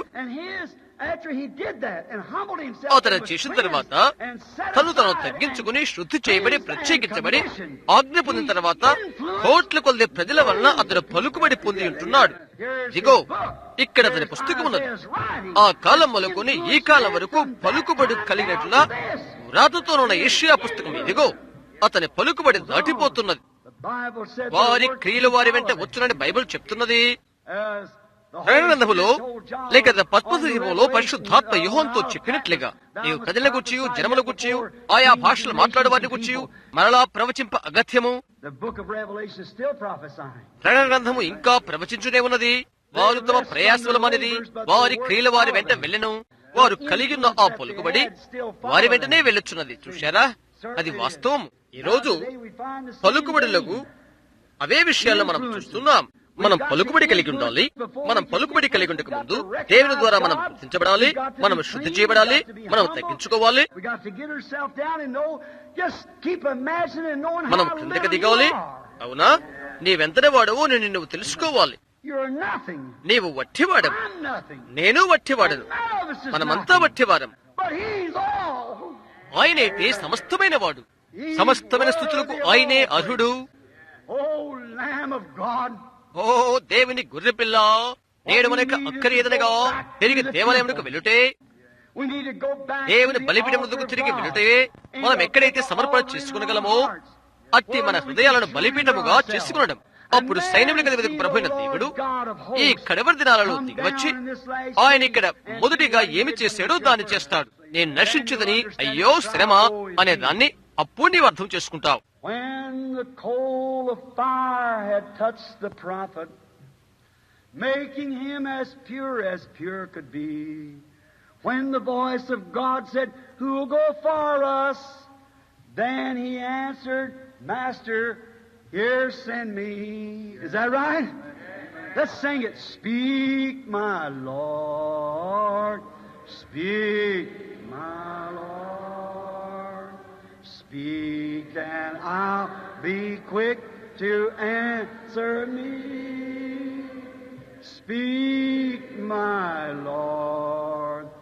Speak, my Lord. Speak and I will answer. Lord, send me. Listen, friends. Millions now in sin and shame are dying. Listen to their sad and bitter cry. Hasten, brother, hasten to their rescue. Quickly answer, Master, here am I. Now speak, my Lord. Speak, my Lord. Speak, and I'll be quick to answer thee. Speak, my Lord. Speak, my Lord. Speak, and I will answer. Lord, send me. You love him? మీరు ఆయన ప్రేమిస్తున్నారా? Let's bow our heads మనం తల now ఉంచుకుని just a ఒక క్షణం moment దీని upon గురించి this. ఆలాపన చేద్దాం. The coal of fire had touched అగ్నికరము ప్రవక్తన ముట్టెను. ఆలాపన చేద్దాం ఇప్పుడు. making him as pure could be. When the voice of God said, who go for us? Then he answered, Master, here send me. Speak, my Lord. Speak, my Lord. Speak, and I'll be quick to answer thee. Speak, my Lord. Speak, my Lord. Speak, and I will answer. Lord, send me. Heavenly Father, పరలోకపు తండ్రి, సకలమైన అవిశ్వాసమును శుద్ధి చేయమని మేమెదురు చూస్తున్నాం. వాస్తవంగా కోట్ల కొలది మంది ఇప్పుడు పాపములోను అవమానములోను మృతులైపోతున్నారు. ప్రభువా, మేము చెప్పుకున్నది మేము కలిగి ఉండకపోయినట్లయితే మాకేమి ప్రయోజనం? మేము నిజంగా తెలుసుకున్న తర్వాత అది వాస్తవంగా జరగకుండినప్పుడు మా జ్ఞానము చేత అది జరిగినదని ఊహించినట్లయితే దానివల్ల మాకేమి ప్రయోజనం? మా పరలోకపు తండ్రి, మా యొక్క సమస్త విధమైన అవిశ్వాసం నుండి నీవు మమ్మల్ని ఇప్పుడే శుద్ధి చేయమని ప్రార్థిస్తున్నాము. జీవితంలోని ప్రకృతి కార్యాలను అలా శుద్ధి చేయమని ప్రార్థిస్తున్నాము. ప్రభుని యేసు రక్తము ద్వారానే మేము శుద్ధి చేయబడగలము. గత దినాన ఉదయవేళ ఆ యొక్క దర్శనాన్ని బట్టి చికాగోలోని ఈ గుంపు పెళ్లి కుమార్తెలో భాగమై ఇక్కడ ఎదురు చూస్తున్నది. అది ఎలాగూ నేను పట్టుకోవాలో నాకు తెలియదు ప్రభువా. నేను కేవలం విత్తనాలు చల్లిన చోటనే చల్లగలను. దేవా, నేను ఇలాగూ ప్రార్థిస్తున్నాను, ఇక్కడ ఉన్నటువంటి వారిలో ఈ రాత్రి ఇలాంటి అనుభవాన్ని కలిగినంత వరకు దేవుని యొక్క రాజ్యం ప్రత్యక్షపరచబడట వారెన్నడూ చూడనట్లయితే, దాని యొక్క ఫలాన్ని వారెన్నడూ అనుభవించినట్లయితే, దేవుని యొక్క సకల వాక్యాన్ని వారి బ్రతుకులు సమకూర్చుకున్నట్లయితే, ఇంకా ఆ విధంగా లేనట్లయితే ప్రభువా, అది ఈ రాత్రి వారు చేయులాగున సహాయం చేయండి. తండ్రి, అనుగ్రహించండి. దీన్ని యేసు నామములో ప్రార్థిస్తున్నాం. ఆమేన్. ఇప్పుడు భయభక్తులతో ఉండండి. మీరు నన్ను అర్థం చేసుకుంటారని అనుకుంటున్నాను. మీరు అలా చేస్తారని నా యొక్క నిరీక్షణ. నేను మూఢభక్తి గలవాడను కాను, అది నాకు తెలియనే తెలియదు. మూఢభక్తి గలవాడిని దేవుడు ఘనపరుస్తాడని నేను నమ్మను. ఈ సంవత్సరం నేట్లు కూడా సువార్త బలంలో ఒకటేదో జరగనే ఉన్నది. నేను మీ యొక్క సహోదరుడను. అయితే నా నిండి హృదయంతో నేను నమ్ముతున్నాను. దేవుడు నాతో చెప్పాడని నేను చెప్పట్లేదు. అయితే ఇప్పుడు జీవిస్తున్న ఈ తరము రాకడకు ఒక సాక్ష్యమై ఉంటున్నది. అది ఎంతో దగ్గరగా ఉందని నేను నమ్ముతాను. మరొకటి వచ్చుడు నేను చూచుట్లేదు. చూడండి, ప్రతిదీ కూడా తన తన స్థానానికి చేరుకోవడం నేను చూస్తున్నాను. సదమ దహించబడక మునుపు జరిగిన ఆఖరి సంఘటన గుర్తుంచుకునండి. ప్రభువు మానవ శరీరంతో ప్రత్యక్షమయ్యాడు. ఇప్పుడు ఆయన మనిషి. ఆయన మాంసం భుజించాడు. ఆయన ఆవు పాలు త్రాగాడు, జొన్నరొట్టె తిన్నాడు, ఆవుదుడ మాంసం తిన్నాడు, ఇక నిలబడి భుజించాడు. అయినప్పటికీ ఆయనతో మాట్లాడే అబ్రహాము సర్వాధికారి అయిన దేవుడిని పిలిచాడు మానవ శరీరంతోనే. అవునా? ఆఖరి దినాల్లో ఆయన చేయబోతుందని మాదిరిని ఆయన చూయించుచుండేది. యేసు దాన్ని తిరిగి వివరణ ఇచ్చాడు. ఆయన చేసిన పరిచర్యను గమనించండి. ఆయన వాగ్దానాన్ని ప్రప్రదంగా ఆయన వివరణ ఇచ్చాడు.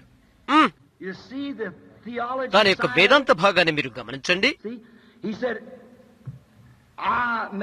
నేను మీ కొరకు ఒక వాగ్దానాన్ని చేశాను. నేను దాన్ని ఇప్పుడు స్థిరత చేయుటగా ఇక్కడ ఉన్నాను. మనకిప్పుడు ఆ వాగ్దానం ఎలాగ తెలుస్తుంది? దాన్ని గమనించండి. వారు కనిపెట్టారు. అగ్ని కృమ్మరించబడక మునుపు వాగ్దాన కుమారునికి అతని కొరకు శారా అబ్రహాములు కనిపెట్టారు. దేవుడు శరీరధారిగా కనిపించి వారి ముందు అద్భుతం చేశాడు. ఆయన రాకడికి ముందు అలాగే ఉంటుందని యేసు వివరణ ఇచ్చాడు. ఆయన కుమారుని వాగ్దానము. ఇప్పటి వరకు దాన్ని గమనించాము. 15 సంవత్సరాల నుండి జరుగుతున్నది. సంఘం అధోస్థితికి పోతుంది. లౌకిక సంఘ కాలంలో మనమున్నానంటానికి ఆశ్చర్యమేమీ లేదు కదా. పరిశుద్ధాత్మ ఇక్కడే ఉన్నారు. మనం రోగుల కొరకు ప్రార్థించుచున్నాము. అయితే నేను వేదిక పిలుపునివ్వబోతున్నాను. ఉపన్యాసకుల కొరకు, ఏ ఉద్యోగం చేయని వారి కొరకు నేను ఒక వేదిక పిలుపునివ్వబోతున్నాను. మీలోనున్న దేవుని ఆలయం కొరకు మీరు నాతో కూడా వెళ్ళండి. నేను మిమ్మల్ని అడుగుతున్నాను, మీ హృదయాల్లో ఒప్పుకోలు చేయండి. ప్రభువైన దేవా, నన్ను శుద్ధి చేయమని చెప్పండి. అగ్నికరణ పట్టుకుని ఉన్న దేవదూతలు నా యొద్దకు పంపి నా యొక్క అవిశ్వాసము తీసివేయమని మీరు చెప్పండి. ఈ రాత్రిలోనే ప్రభు సన్నిధిని గుర్తిరుగునులాగున దేవదూత అతను ముట్టినప్పుడు ప్రవక్త యెషయా చేసిన రీతిగా నేను చేయులాగున అని చెప్పండి. విధేయతతో, యథార్థతతో నేను అలాగూ చేయాలని ఆశిస్తున్నానని చెప్పండి. ఈ యొక్క కాలానికి మనకు వాగ్దానాన్ని కలిగింటున్నాము. వేదాంతముల గుంపు మనకుంటుందని మనకు వాగ్దానం చేయలేదు. చూడండి, 2000 సంవత్సరముల వేదాంతం హెబ్రీయులకున్నది. అయితే వారు నాశనం చేయబడక మునుపు వారికి ఒక గుర్తు ఇవ్వబడినది. లోతుకును తదితరులకును మరొక గుర్తు ఇవ్వబడినది. వారు అదే గుర్తును చూశారు. యేసు ఇక్కడ ఉన్నప్పుడు అదే గుర్తును ఆయన హెబ్రీయులకు ఇచ్చిన్నాడు. అన్యులకు ఇవ్వలేదు, కానీ సమరయులకు దాన్ని ఆయన చేశాడు. ఇప్పుడు అన్ని జనుల కాలం యొక్క ఆఖరి దశ వారికి ఆనాడు ఎలాగో అలాగే అన్యజనుల యొక్క సంఘం పిలువబడుతున్నది. దేవుడు తన యొక్క ప్రణాళికను మార్చుకున్నాడు. ఎందుకంటే ఆయన అతీతుడు, ఆయన సంపూర్ణుడు, ఆయన సర్వజ్ఞుడు, సర్వశక్తిమంతుడు, సర్వాధికారి, అతీతుడు. ఆయన అలాగూ కానట్లయితే ఆయన దేవుడు కాదు. కాబట్టి గమనించండి, ఆయన ఇప్పుడు ఏమి చేశాడో దానిని ఆయన చేయవలసి ఉన్నది. ఆయన ఆ రీతిగానే ఉన్నాడని, ఆయన ఒక్కరే అని ఎరుగుటకు ప్రతి తరములోనూ తను తాను ప్రత్యక్షపరుచుకున్నాడు. యేసుక్రీస్తు ఈ రాత్రి ఇక్కడ వేదిక వద్ద ఉన్నట్లయితే, ఆయన ఇక్కడ నిలబడి ఉన్నట్లయితే, ఆయన చేసే ఒకటి ఏదంటే ఆయన ఇక్కడ ఉండినప్పుడు ఏమి చేశాడో అదే చేస్తాడు. ఆయన దేవుడి కుమారుని ప్రజలు అర్థం చేసుకునేలాగా ఆయన అలాగే చేస్తాడు. ఆయన ఇప్పుడు ఇక్కడ ఉన్నాడు, ఇక్కడ ఉంటాడని వాగ్దానం చేశాడు. ఆయన చేయగలిగిన ఒకే ఒక్క మార్గం ఏదంటే ఆయన వాగ్దానం ద్వారానే, నేను ద్రాక్షవల్లిని, మీరు తీగలు. ద్రాక్షవల్లి నుండి సారం వచ్చుచున్నదని కొమ్మలే సాక్షాధారం ఇస్తున్నవి. ఏంట్లయితే అందులో జీవమే లేదు. అయితే జీవం ద్వారా సారం కలిగినట్లయితే ద్రాక్షవల్లి ఏది కలిగి ఉంటుందో ఆ జీవమునే ఇది కూడా కలిగి ఉండవలసినది. అది బలవంతం చేస్తూ కొమ్మల్లోకి నెట్టుకుని పోతుంది. ఇప్పుడు ఒక క్షణం గౌరవప్రదంగా ఉండండి. పరలోకమందుల దేవుడు నాకు సహాయం చేయను కాక. మీకు నేను ప్రకటించిన ఈ వర్తమానము, అందులో ఆ విశ్వాసీయకు యెషయా దేవునికి ప్రతినిధిగా మనిషిని, స్థలాన్ని ఆక్రమించి అపజయమున్న స్థితిని అతను చూశాడు. అటు తర్వాత దేవుడే దిగి వచ్చిన అట్టి వాస్తవాన్ని అతను చూచి, అయ్యో నాకు శ్రమ అని అతని కేక వేశాడు. ఎందుచేతనగా దేవుడు ఆ విధముగా వాగ్దానం చేశాడు కాబట్టి ప్రతి తరానికి ఆయన అలా చేశాడు. ఆయన దాన్ని మనకు చేయుచున్నాడు. నేటి మన తరానికి ఆయన చేయుచున్నాడు. ప్రతిదీ కూడా క్రమబద్ధమై ఆయన రాకడికి ఎదుట కొరకే మనం చూస్తున్నాము. ఇప్పుడు ఆయన మన వద్ద ఉన్నాడని మీరు నమ్ముతున్నారా? ఇప్పుడు ఆయన నాకు సహాయం చేయను కాక. అక్కడ ఎంతమంది వ్యాధిగ్రస్తులు ఉన్నారో చేయి చూపించండి. మీకు విశ్వాసం ఉండాలి. హెబ్రీ పత్రికలోని ఈ లేఖనాన్ని మీరు తీసుకోవాలని నేను ఆశిస్తున్నాను. మన ఒప్పుకోలు నిమిత్తము ఆయన మన ప్రధాన యాజకుడై ఉండి మన బలహీనతలు వహించవలసిన వాడై ఉండెను. దేవా, నిన్ను నేను ముట్టనేవు అని నీవు ఇప్పుడు ప్రార్థించు. అటు తర్వాత నీ నిజమైన కుమారుడు ద్వారా ఎలా మాట్లాడితేవో ఆ విధంగా సహోదరు బ్రహ్మ గారి ద్వారా మీరు తిరిగి మాట్లాడండి. నేను ఎలాగునో అతడును కేవలము దత్తపుత్రుడు మాత్రమే. అయితే ఈ కడవరి దినాలలో నీవు చేస్తావని వాగ్దానం చేశావు. ప్రభువా, నిజమైన దాన్ని నేను చూచేదని కాక మీరు ప్రార్థించండి. ఆకాశమున్న దేవా, చికాగో పట్టణంను గుర్చియు నేను వెళ్లి ఇంకొక స్థలంలో గుర్చియు నా హృదయం కృమపరిచే రీతిగా ఆయన అలాగున నిర్ధారణ చేయను కాక.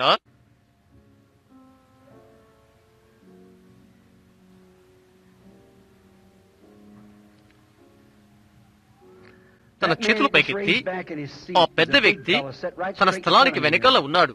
నాకెదురుగానే ఉన్నాడు. కాదు, వెనకాల ఉన్నవారు తెల్ల చొక్కా ధరించిన వారు. అది నీవు నీ కొరకు కాదు గాని నీవు మరొకరి కొరకు ప్రార్థిస్తున్నావు. ఆయన ఒక బోధకుడు. అతనిలో ఉన్న పొరపాటు ఏంటో నేను చెప్పగలగనని నీవు నమ్ముతున్నావా? వారి గుండె జబ్బు. అది సత్యమైనట్లయితే నీ చెయ్యి ఓపు. ఇప్పుడు ఆ వ్యక్తి కొరకై నమ్ము.